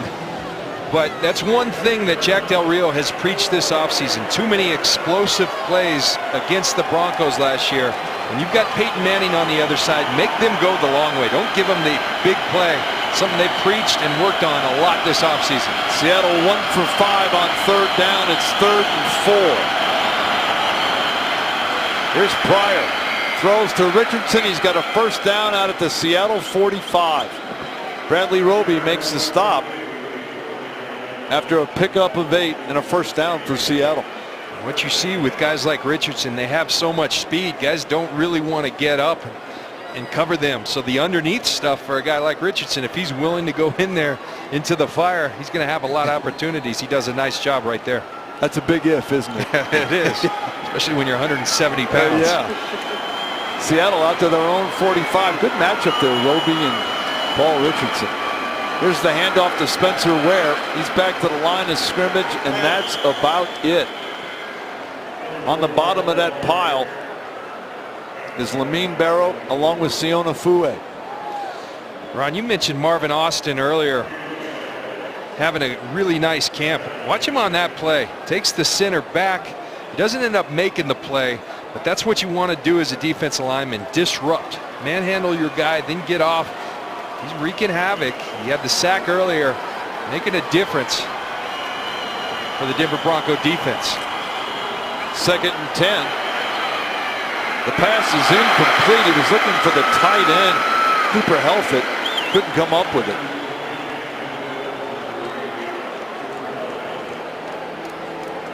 I think Terrell Pryor has a shot to be a pretty good NFL quarterback. That clock is ticking. He's had his opportunity, and I think he's at a perfect place because he's got a coach who's very intrigued by his talent.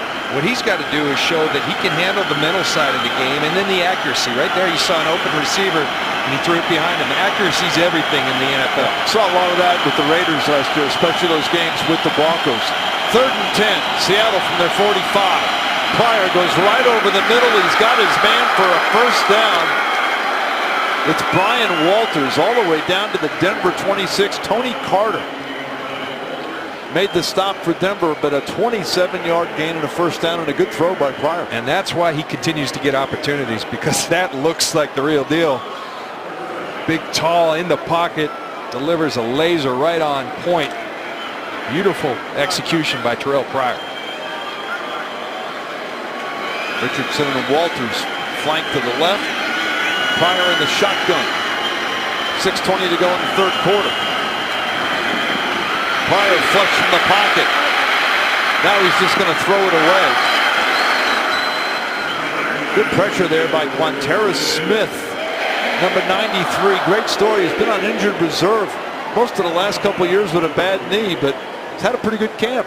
Watch him get upfield and then stay in front of Terrell Pryor. This is a guy who has pass rush ability. He's battling for a roster spot, but when you can rush the passer in the National Football League, you got a good chance of making it. And this young man can do that.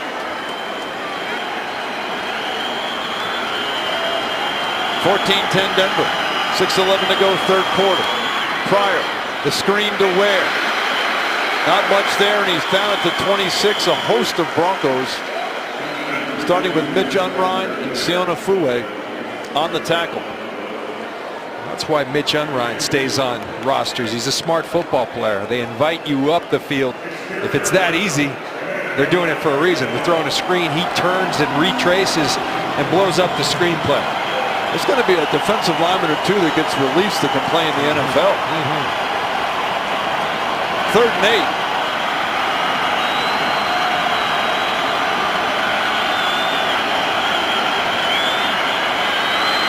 Here comes the rush. Smith putting pressure on. Pryor running inside the 25 and out at the 24. He'll be short of a first down. 2-yard pickup. Roby ran him out.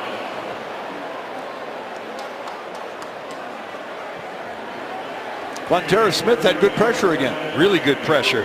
Tough to get Terrell Pryor, very athletic guy.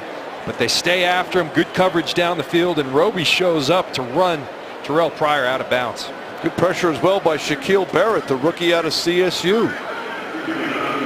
It'll be a 40-yard field goal attempt.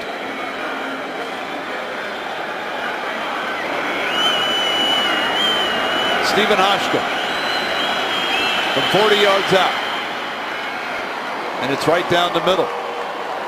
4:50 to go in the third quarter. We have a close one here in Denver.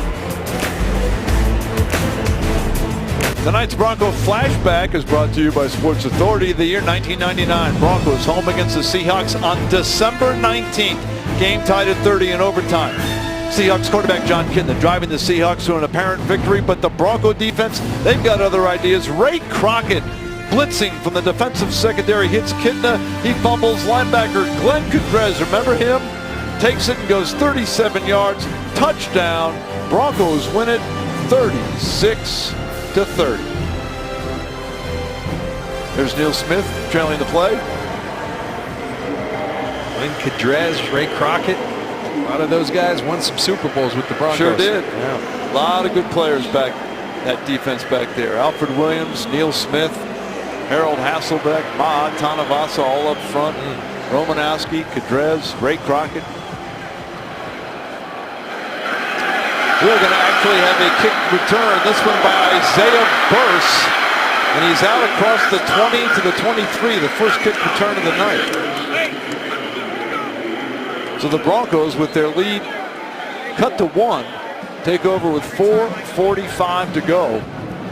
In this third quarter, Brock Osweiler comes back out with Capri Bibbs. Juwan Thompson, so impressive. Hurt on the sidelines after a run. He's gone inside, and we don't have an update as of yet. He looked excellent. He really did. He looked really good, and he'll gain more opportunities from that impressive demonstration here tonight. Play action. Osweiler going down the sideline for Latimer, in and out of his hands.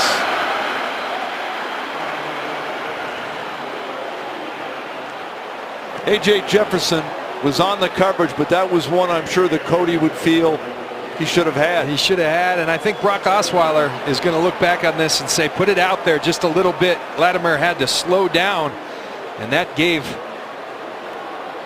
Jefferson the opportunity to come back to make that play, but you like that. Latimer getting behind the coverage. Hand off to Bibbs. A big hole for Bibbs. He's out across the 35 to the 36, and that's a first down.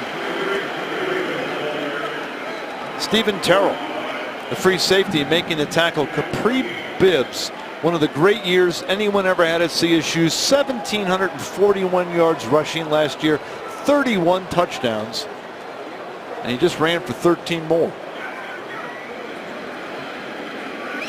First and 10 from the 36.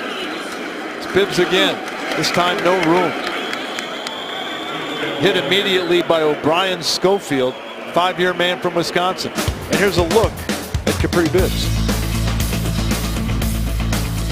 Talk about that huge season he had, and you can see the speed, the patience, and then the burst. Much like Juwan Thompson, this is a kid they like. These undrafted free agents going to have a real opportunity to make this team and compete. He's got 4 carries for 18 yards tonight. Play action. Osweiler avoids the first part of the rush, finds some time. Now he's scrambling, gets it off, and it's incomplete. Was looking for Benny Fowler. Fowler, a rookie out of Michigan State, number 16. A.J. Jefferson was there on the coverage, but Osweiler, John, did a good job of avoiding the heat. Well, that's the one thing in the little bit of time we've seen from Osweiler. Big 6'6" guy. You don't expect the athleticism that he has, and he demonstrates. The one thing I think he needs to do a little better job is when he starts running, keeping those eyes downfield and making something happen off it, but he does extend the plays very well. 3rd and 11 for Denver. Osweiler steps up and down he goes. He's hit there by Marsh. the left defensive end, Cassius Marsh, their 4th-round draft pick. Let's go down and get an update on Juwan Thompson with Rod. Rod? Yeah, good news from Juwan Thompson. He was taken into the locker room, concussion test. He has been cleared, so now it's up to the coaches if they want to put him back out there. That is good news.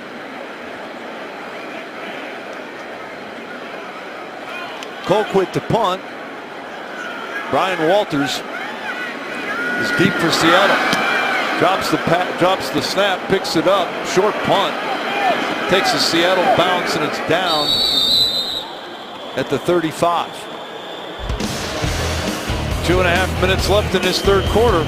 Denver 14-13.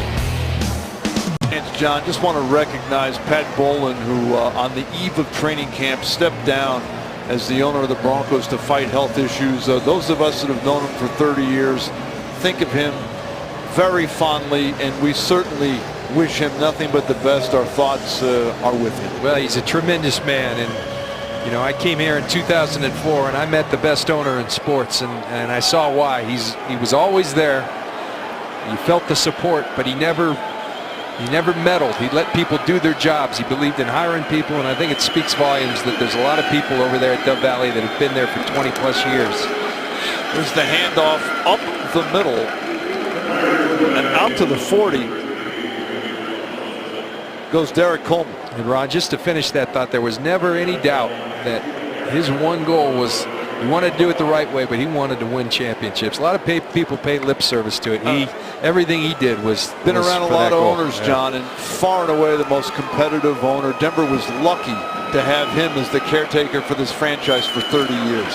On 2nd down, again the handoff is right up the middle and out to the 45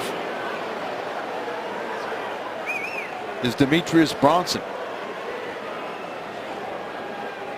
Brandon Marshall makes the stop.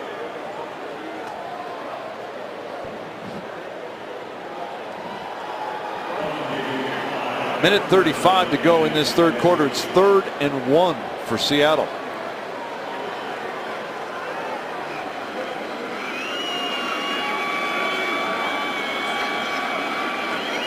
The handoff to Bronson again, and he goes right up the middle for a 1st down. He's out to midfield, where Lamine Barrow along with Shaquille Barrett make the tackle, but a 1st down for Seattle. Demetrius Bronson, a rookie out of Eastern Washington, getting his opportunity.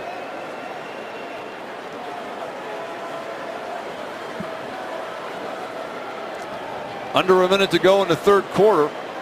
Broncos up 14-13. Seattle with a 1st down at midfield. Prior to throw, and it's incomplete.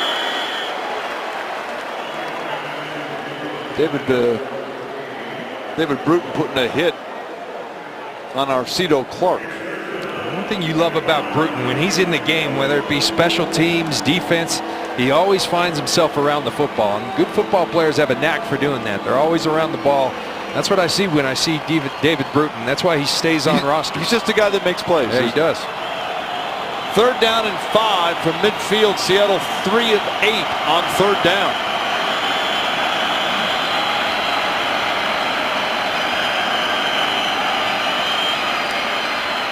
Here comes the pressure. Pryor flush to his left. Quanterra Smith is after him. Pryor pushed out of bounds, and when they'll mark it inside the 45, that'll be just enough for a Seattle 1st down. Quanterra Smith is having a good quarter. He really is. He's showing that pass rushing ability. The reason they drafted him here, and like I said, when you can do that, you got a really good chance of sticking with the team. And I think this guy can have a nice future. He's got to get out here and get playing time and show it and continue to be productive. Timeout. Seattle. Seattle taking a timeout with 19 seconds to go in the 3rd quarter. This is a 32nd timeout. 5th round pick last year. Spent the year on injured reserve with a knee injury, but he's got a chance now, and he's making his presence felt. Get yourself registered today for the Broncos Back to Football 7K run at Sports Authority Field Sunday, August 31st at 9. You can meet Bronco alumni, cheerleaders, finish up by running through the Bronco Tunnel and onto the field. Everyone who participates gets a t-shirt and a medal for finishing. Proceeds benefit the National Sports Center for the Disabled. Register now at Broncos7k.com and get ready to get back to football. Why do you think the 7K? We usually see 5Ks. 5Ks. Was there a decent player here? Denver's challenging More the than number ruling on the 7? field as progress is related to a first down. Denver challenging the spot over there apparently, so we'll take a look. Did you enjoy this time as a veteran player in Tampa Bay and even here in Denver? These early games where you'd play a series or two. What's it like down the field for you? Are you paying a lot of attention to the ball game, or are you with your teammate? What's the mindset? Well, there's no doubt as we watch prior. Well, let's see what John Fox, he's going to challenge the spot. He sees that right toe out, and a good catch by somebody up in the booth for the Denver Broncos. And this will go back to the command center in New York, and hopefully they do it quickly. And it looks like they may get that call reversed. You know, at least it's not as bad as baseball, where the head coach would have to run out onto the field and look at the dugout and fake an argument and wait until somebody gives him the thumbs up or thumbs down. Exactly. I think this is going to be a good adjustment to the system. But as for these games as a veteran, watch one more time. You see the right foot out short of the line to gain. I think it's going to be a pretty simple call. But when you're a veteran down on these fields, what you're enjoying right now, you're enjoying these young guys that are competing for roster getting spots. after it, yeah, because you were there at one point, young in your in your career, and what you're doing, you're just pulling for them. You're having fun.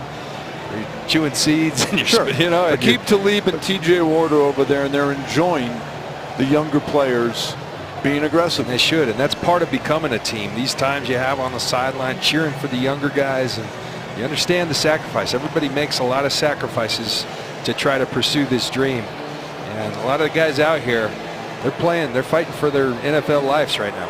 Yeah, that is one way you become a team. There's a lot of ways to do it, and that's one of them, isn't it? There's no doubt about it. See Russell Wilson continuing to talk ball with his coach, Pete Carroll. What a job Pete Carroll has done there.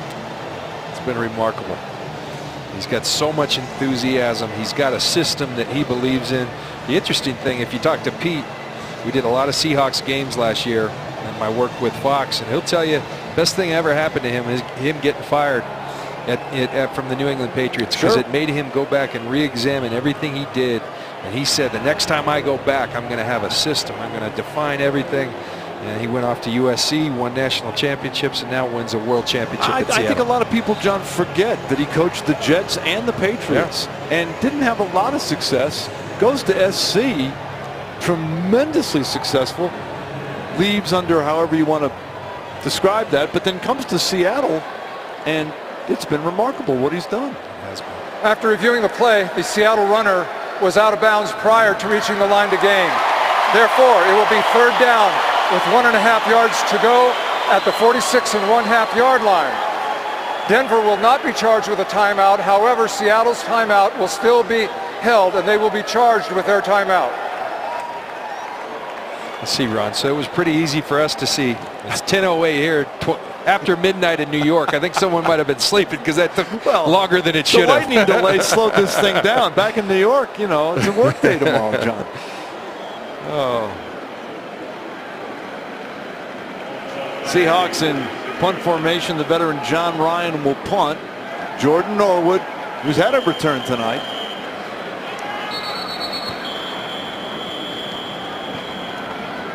Now we've got a whistle. A little confusion. The ref said it was third down.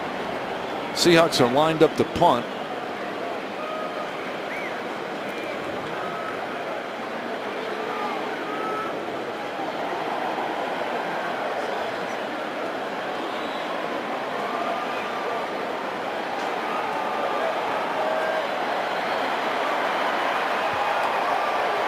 The game clock operator, please reset the game clock to 19 seconds. 19. Thank you. Tony Careni and his crew getting plenty of exercise tonight. They've thrown the flag 20 times. So with the seconds ticking away here in this third quarter, the punt goes to Norwood. He'll let it go. Takes a Seattle bounce. They're going to down it at about the 5-yard line. Good punt by John Ryan.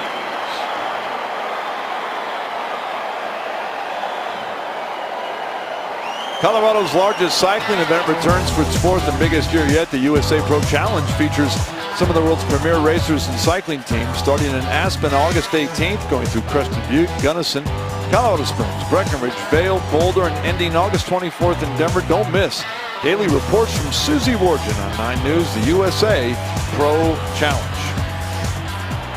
So the Broncos will start this drive backed up at their 5-yard line. Jawan Thompson, here's the good news, back in the game at running back.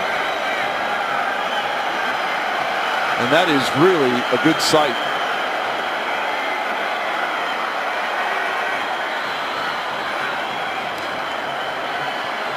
From his end zone, Osweiler over the middle, and it's intercepted by Seattle. Now A.J. Jefferson on the pick, and Seattle will have it at about the Denver 28 of the third quarter when we start the fourth quarter. So the first turnover of the game comes on that pass from Brock Osweiler. We've played 3. Denver's lead is now in jeopardy. Brock Osweiler, sometimes you have to learn through your mistakes. 1 Mississippi, 2 Mississippi, 3 Mississippi. You hold on to the ball. As they say in the NFL, you're late, you're dead. And that's what happens when you're late throwing the football. Peyton Manning, the guy that plays in front of him, does it better than anybody. The ball is gone like that. You hold on to it in this league, interceptions will happen. First turnover of the game. Seattle starts from the Denver 25 as we open the fourth quarter. Seahawks trail by a point.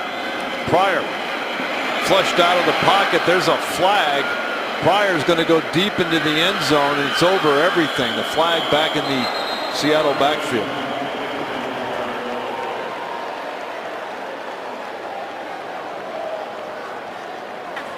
Holding, offense, number 65. 10-yard penalty, repeat, first down. Corey Brandon was the tackle who was called for the hold. It's Brandon up top.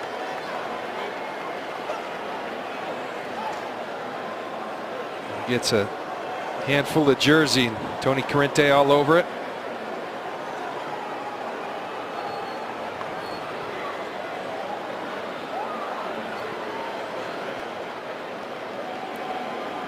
They'll mark it all the way back to the 34. Brings up a 1st and 20.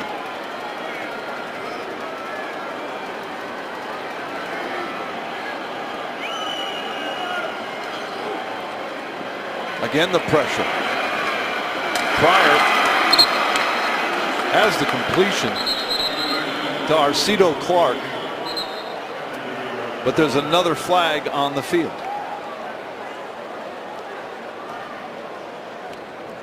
Pretty comical at this point.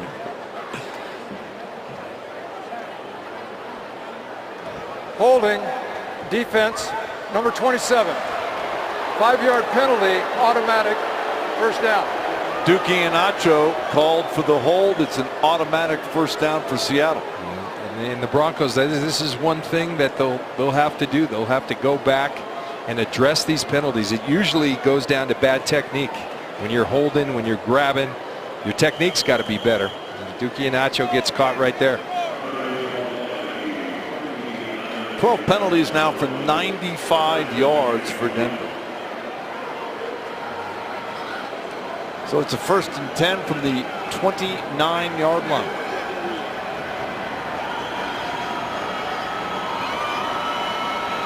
The handoff to Spencer. No, it's a fake. Pryor's got it. And he gets inside the 30. Run out of bounds there by Tony Carter after a short gain.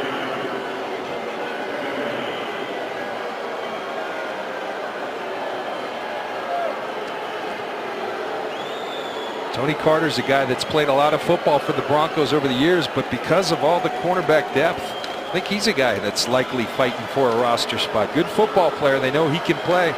But you draft a first-round corner, you go get Aqib Talib. A lot of competition at the cornerback position.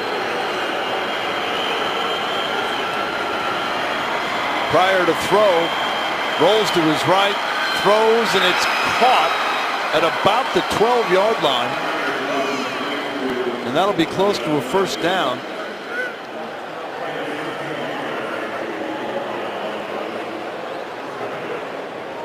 That's Morrell Presley, the fourth-string tight end. It's a good, accurate throw by Terrell Pryor. He does give that dimension, much like Russell Wilson. All the Seattle quarterbacks have that extra dimension, being able to extend plays, keeping their eyes downfield. First and 10 from the 12. Here's the handoff to Ware. He's inside the 10, down to about the 9.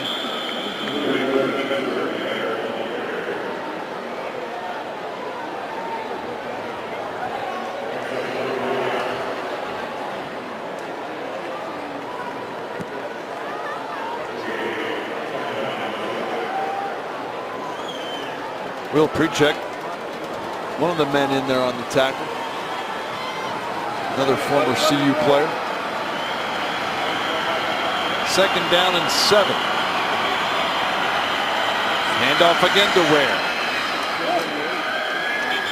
And Precheck's got him wrapped up again, this time inside the 5. Cody Larson also there. Good to see all these Buffs and CSU Rams making plays out here tonight. Third down and 2 for Seattle. Ball's just inside the 5. Spencer Ware and Demetrius Bronson, the 4th and 5th backs on the roster, getting plenty of work in this second half.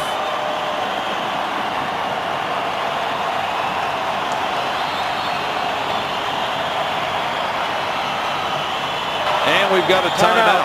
Seattle, this is their second. So we'll take a break. 11:54 to go. Denver clinging to a 1-point lead. Got a 3rd and 2 as they're trying to take the lead from Denver. This is the first of 4 on the preseason. Week from Sunday at San Francisco. Following Saturday night back here against the Houston Texans. And then to finish it off down in Dallas against Jerry Jones' Dallas Cowboys. 3rd and 2 from the 4. Pryor rolling, nothing there, and out he goes at about the 6. Kenny Ananicki rode him out. Ananicki's had a good camp. Tony Carter there as well, and Seattle will have to kick a field goal. And Ananicki up there at the left end, 68. He's been active out here today. He's had a very good camp. Everybody talking about him. He shows up each and every practice, brings a lot of energy, and he's showing up here tonight for the Denver Broncos. Looks like Duke could be very good to the Broncos Duke this could year. be. Who knew? Yeah. Stephen Hauschka, it'll be a 22-yard attempt. A line drive that's good, and Seattle takes the lead. 11:22 to go in regulation. Seattle out on top. Jack Del Rio's got to be happy with this last stand of defense after the turnover, John. They kept him out of the end zone. Yeah, I think he's going to be proud of his defense throughout the night. I think the one thing, as we've talked about a lot, they're going to have to clean up the penalties, but a lot of good efforts from the starters to the backups. Consistent pressure on the Seattle quarterbacks. They have them running for their lives. They're pursuing to the football. The balls come out again. No big plays. I think all the things Jack Del Rio articulated that he wanted from his group, he's getting. Here's the kick to Isaiah Burse, and he wanted to come out, but Brennan Clay advised him not to. You know, there's still, what, 11 minutes to go, but I think generally the Bronco defense has to be pretty happy with how they've played tonight. They've acquitted themselves really well. The penalties. Without the penalties, Seattle would have nothing right now. And remember some of those early points. There were a couple of penalties that extended drives. But I think Jack Del Rio will be happy, and he'll also make a point of emphasis that we got to clean up the sloppy fouls, and some were ticky-tack, but you know, the ones we can control, we've got to You've got to eliminate those. One thing they've done tonight, they've gotten a healthy pass rush tonight. All right, 1st and 10 from the 20. Brock Osweiler coming back after the interception on 1st down. Avoids the rush. He'll run. He slides down to 25. He gets 5 yards. Ron, we were talking during the break. I think it's important for Brock Osweiler to come out here and have some success. You know, he's been here a couple years. This isn't his rookie year. He's got to come out and show that he's got a mastery of the system and ability to make some plays for the Denver Broncos. And there's also a guy behind him, Zach Dysert, that a lot of people like. Osweiler to throw. Incomplete. He was looking for the tight end, Cameron Mora.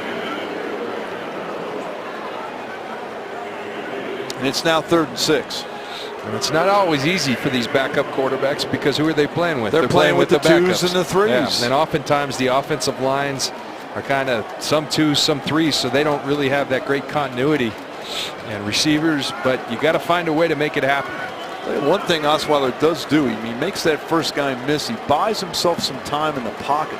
But like you said, maybe he's got to look downfield. Here's a bullet over the middle, and that's going to be a 1st down to Cameron Mora. That's exactly what he needed. He needed something good to happen, and we talked about holding the ball earlier. Now he's throwing on time. When you throw on time and you throw accurately, good things happen. That's a strike from Brock Osweiler. Good catch. Exactly where the ball had to be. Good catch by Mora, a 4-year man from California, trying to make it as a tight end on a team with a lot of tight ends. Here's the handoff to Thompson. Good to see him with the ball again. Nothing there. Marsh on the tackle. Cassius Marsh, their 4th round pick. He's had a few tackles tonight. Good to see Thompson back after a great stretch. 2nd and 9, 9:45 to go.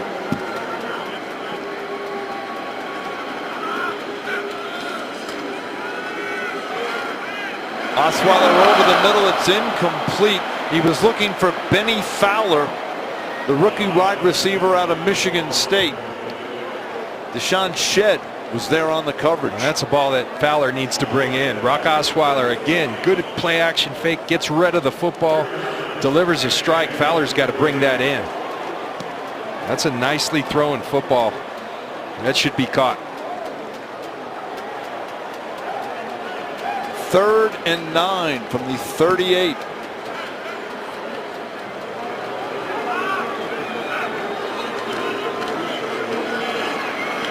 There's a pass over the middle for a 1st down.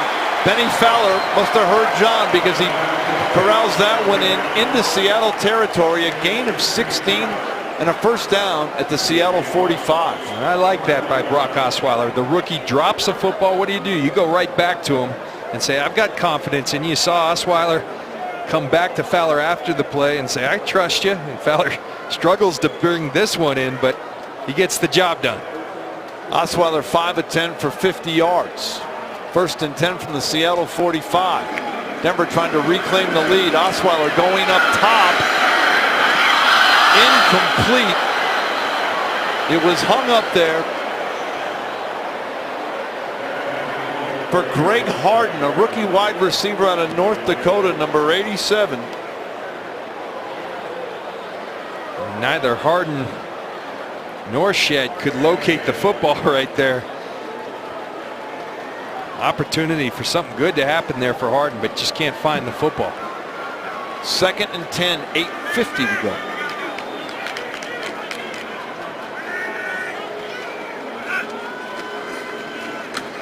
There's the handoff to Brennan Clay into the game as a running back for the 1st time, and he is thrown for a loss, the rookie out of Oklahoma. And again, it's Cassius Marsh making the tackle. Brennan Clay played 4 years at Oklahoma, started 18 games, a 4-year player, and that was his 1st run of the season. And he couldn't have done much right there because Seattle was in that backfield. Penetration is what you're looking for as a defense. You want to get up, disrupt all those pullers, And they did that well right there, did the Seattle Seahawks. Denver down 2. It's 3rd and 14. Osweiler beats the rush. He'll run. He's inside the 40. He's got a first down to the 32. Brock Osweiler doing it with his legs. He did this effectively last preseason. He's a very good athlete. You like the strength, getting out of what looked like to be a sack, keeping his eyes downfield, but instead running for the first down. Keep those chains moving.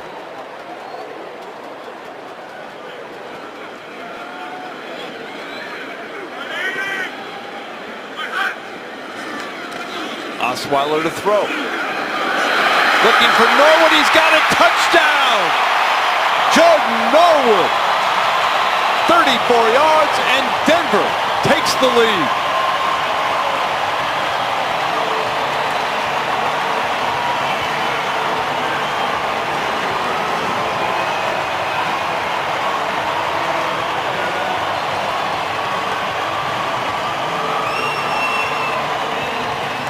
That's answering the call by Brock Osweiler. We said something good has to happen on this series for him. What did he do?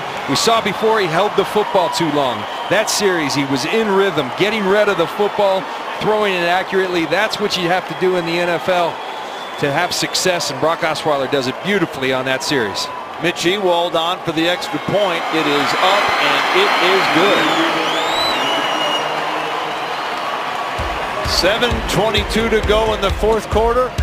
Thanks to an Osweiler touchdown pass, Denver back on top.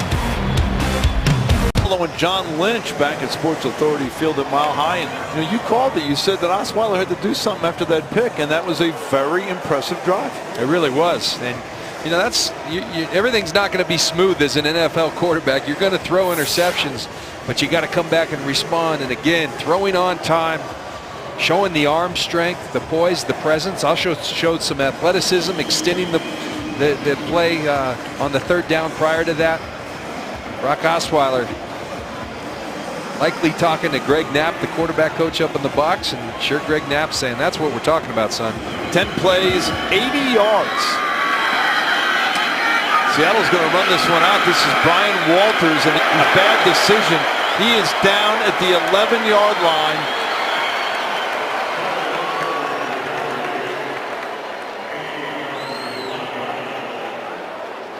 That was Corey Nelson making the tackle, number 47. Had some help in there. Nice play. Nice play. That's what you want to see, special teams. That's where these guys that are out there now are going to make rosters. Nelson, a rookie from Oklahoma, the Broncos' 7th-round draft choice. Terrell Pryor still in the game. Seattle takes over. Now down 5 with 7:19 to go. They start on their own 11. Pryor's going to run. He slides down at the 15, right in front of Nelson.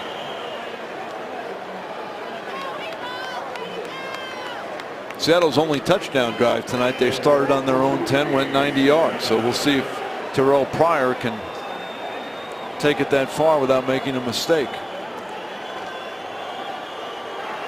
Pick up of 4. You can see the clock at the bottom of your screen. See Pryor's numbers.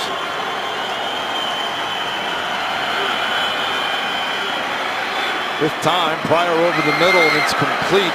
That's a first down out to the 31-yard line. That's Chris Matthews on the catch. Jerome Murphy, number 45, on the tackle. And what you're seeing now is the pass rush that's been there all day for the Denver Broncos. With this group of players right now, they aren't getting any pass rush, and that's giving Terrell Pryor plenty of time to get back and find his open receivers. 1st and 10 from the 31. Broncos with all second and third teamers in the game. Pryor to throw again for a 3rd straight time. And that one's out of bounds. Was looking for Matthews, but it was nowhere near him.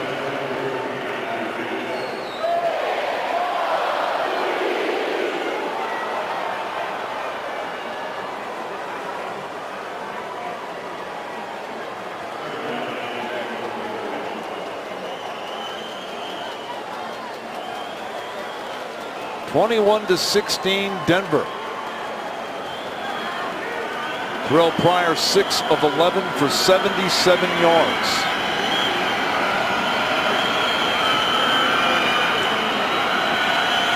Pryor throwing on every down on this series over the middle, and it's caught for a first down at the Denver 44-yard line.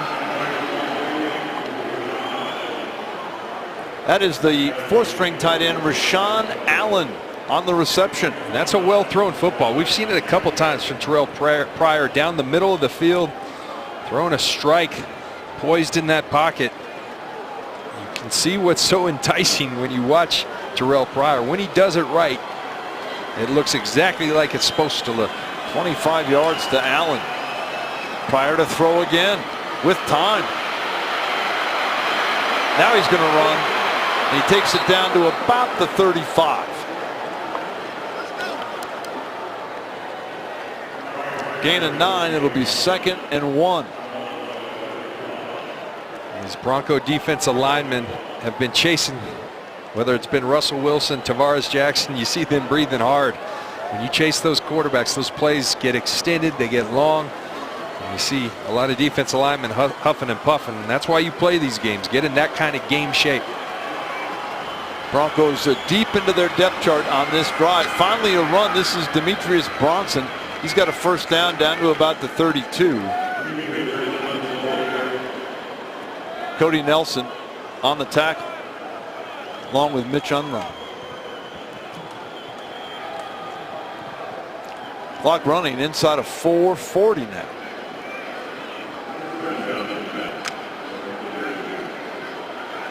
It's always the way in these early preseason games, John. A bunch of players that may not be around in a month will decide it.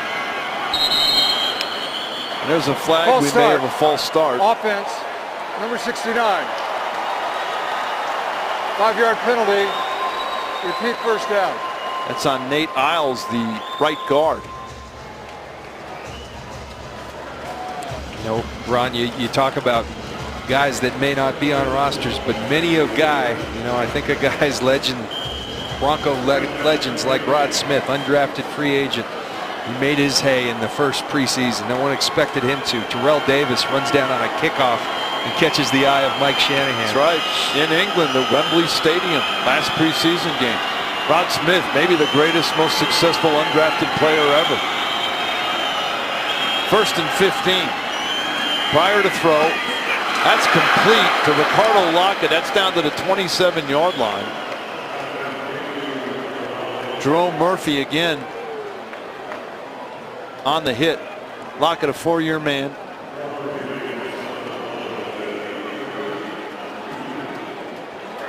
In a battle with 2 or 3 other receivers. Harvin, Curse, Baldwin, and Paul Richardson all look safe. Everybody else fighting for a spot as another flag is down. False start. Offense, number 69. 5-yard penalty. Remains 2nd down. Didn't want to be Nate Isles on the film session, whatever it is, Saturday or Sunday. There's a lot of guys that are going to be called out for these penalties. That's one thing NFL coaches do not like, are penalties. There will be. Each team has 12. Unbelievable. Plenty to go around. 2nd and 10. Pryor to throw. Steps up. Looks. Fires. And it's complete. Inside the 10-yard line to Lockett. Good grab by Lockett. He held on and got hit, but held on to the ball. Jerome Murphy made the hit. A 25-yard pickup for Seattle. Another impressive throw by Terrell Pryor, moving up in the pocket. You see the arm strength, and Lockett pays the price, but goes in there and catches that football. John Boyette, number 20, is in the game. Really gave him a shot right there. But he held on. Boyette's had a good camp, nicked up a little bit, but he's one of those aggressive young players. 1st and goal from the 7. Bronson inside the 5, down to the 3. Pryor 9 of 14 for 137 yards. This is their Denver first. takes a timeout. It's a 30-second timeout. 2:54 to go in the game. This will become We'll take a break. immediate timeout. A full Stay with timeout. us. See how this all plays itself out. 2 minutes and 54 seconds to go. Brock Osweiler better keep that helmet handy because he may have to come back in here and engineer a game-winning drive. And I tell you what, John Fox doesn't want to see Seattle score, but he would love for Brock Osweiler to have the opportunity to run a 2-minute drill. Second goal from the 4. Pryor throws it out, and it's dropped by Demetrius Bronson. He had it right there for a touchdown. He just flat out dropped it.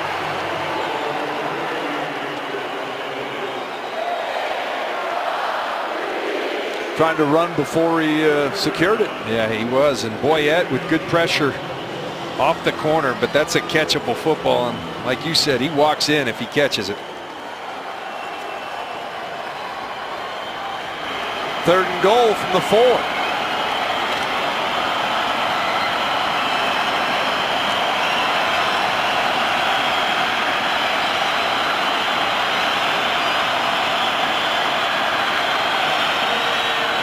Pryor's got time.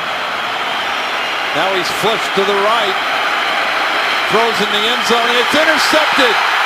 Denver's got the football. And the Broncos will take over. Steven Johnson made some big special teams plays last year, caught the deflection, and the Broncos will take over. Good for Steven Johnson. Gets back there, reads the eyes of Terrell Pryor as Pryor tries to extend the play with his legs. Continues to play. The deflection. Steven Johnson gets it and makes like a running back. Shows some skills there. So with 2:35 to go, Seattle took it 85 yards and then threw the interception in the end zone. Broncos have to kill 2.5 minutes, and they've got a victory. Brennan Clay is the running back, the rookie from Oklahoma. Breaks a couple of tackles, gets out to the 28. It's a pickup of 3. It'll be 2nd down and 7.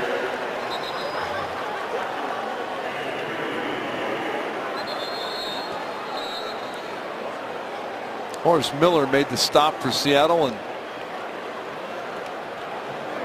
there's a timeout. And I tell you, Pete Carroll, he always likes competing. He's Never not going to stops just coaching, let this. does he? He's not going to let this clock run out. Preseason game Seattle. #1. This is their third We just and won a final Super Bowl. He's timeout calling timeouts of right away. regulation. If you were a player, are This you is a okay with that? 30-second No, timeout. I love it. You know, I think you always, you know, what he's trying to do is simulate real game situations. This is something that's going to happen. And he takes it seriously. They've won 9 straight preseason games.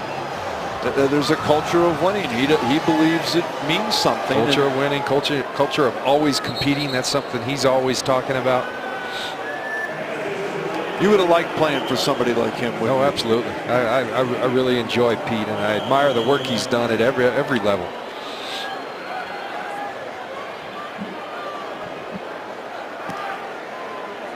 Second down and 7. Clay remains in the backfield.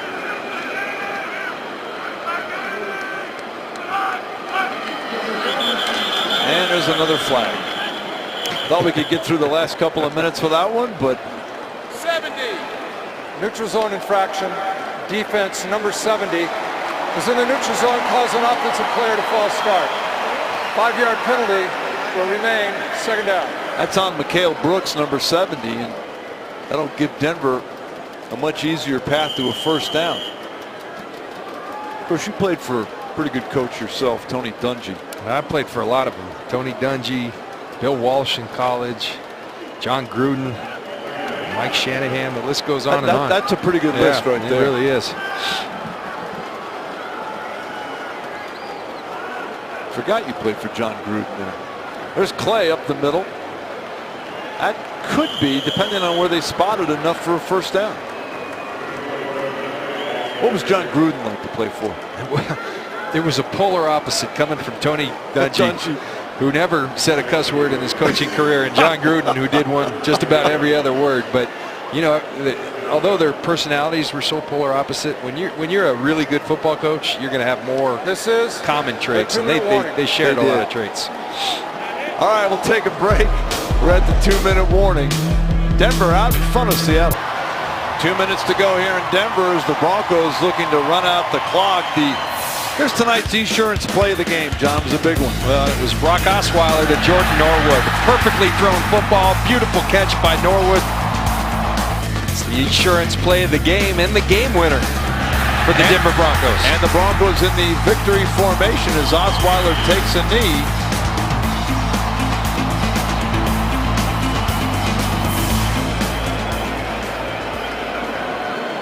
So the Broncos in Seattle battling down here to the last offensive play for Seattle when Steven Johnson picked one off in the end zone. Denver won the third down battle tonight. They were 8 of 11 on third down. Seattle just 3 of 11. Yeah, we keep mentioning a lot of things that they did well, and we said it before the game. Not so important that they come out ahead on the scoreboard, but that they played a certain way, and I think they did. They stood up to the bully. That was the first key. They did. John, I was going to ask you about that. I thought I saw some signs tonight of a physical Denver Bronco team. Yeah. Do you concur? Yeah, what you emphasize gets done, and they've emphasized that, and they've represented it with the acquisitions they made. I think they want to be a tougher football team. I saw a lot of good signs of that here today. Let's not forget Seattle had 18 players that didn't play, but you know, that happens, and these guys, the Broncos did what they could control, and they played well. Like you said it years ago, and you should be credited. These games don't count, but they matter, and a lot of things mattered tonight for Denver. A lot of players did a lot of good things, and a lot of guys like Jawan Thompson, Jordan Norwood really got noticed. Absolutely, and that's what this preseason's all about, getting noticed, making the most of your opportunities. And there is Jawan Thompson, 6 carries, 60 yards unofficially. A lot of good performances tonight from the Denver Broncos, who win the first preseason game 21-16. You see Ryan Clady there. Good to have him back. He is going to make a big difference in this offensive line. He's one of the best football players on this team and one of the best at his position in the league, and it's a premium position. And when you get him and the likes of Von Miller back, and you add guys like DeMarcus Ware, Aqib Talib, you got something special. Yeah, you really do. And the young guys tonight stepped up, like Jawan Thompson. And let's go down to Rod now with Coach Fox. I mean, you look at it. Pete Carroll had 9 straight preseason wins, so this guy's coming out to play. Brock, interception, comes back with the big touchdown there, showed some character. Yeah, short memory, and that's what you want in a quarterback. And he made a great throw down here to Norwood, and bounced back and had a nice job in the 2-minute drill as well. Holy cow, were that a lot of penalties in this game? Is that part of the rules, implementing the defense, and how much you can do, or is that just preseason game number one? Well, look at them. There's been a lot of changes, and we'll get a chance to look at them and see all the work we need to do. Obviously, you got to go back and look at it, but initial impressions of game number one. Well, it's a good start. We got to look at some guys that we haven't been with before, and all in all, good start. Very good, Coach. Thanks. Appreciate it. Thank you. Okay, Ron and John, we'll send it back up to you guys.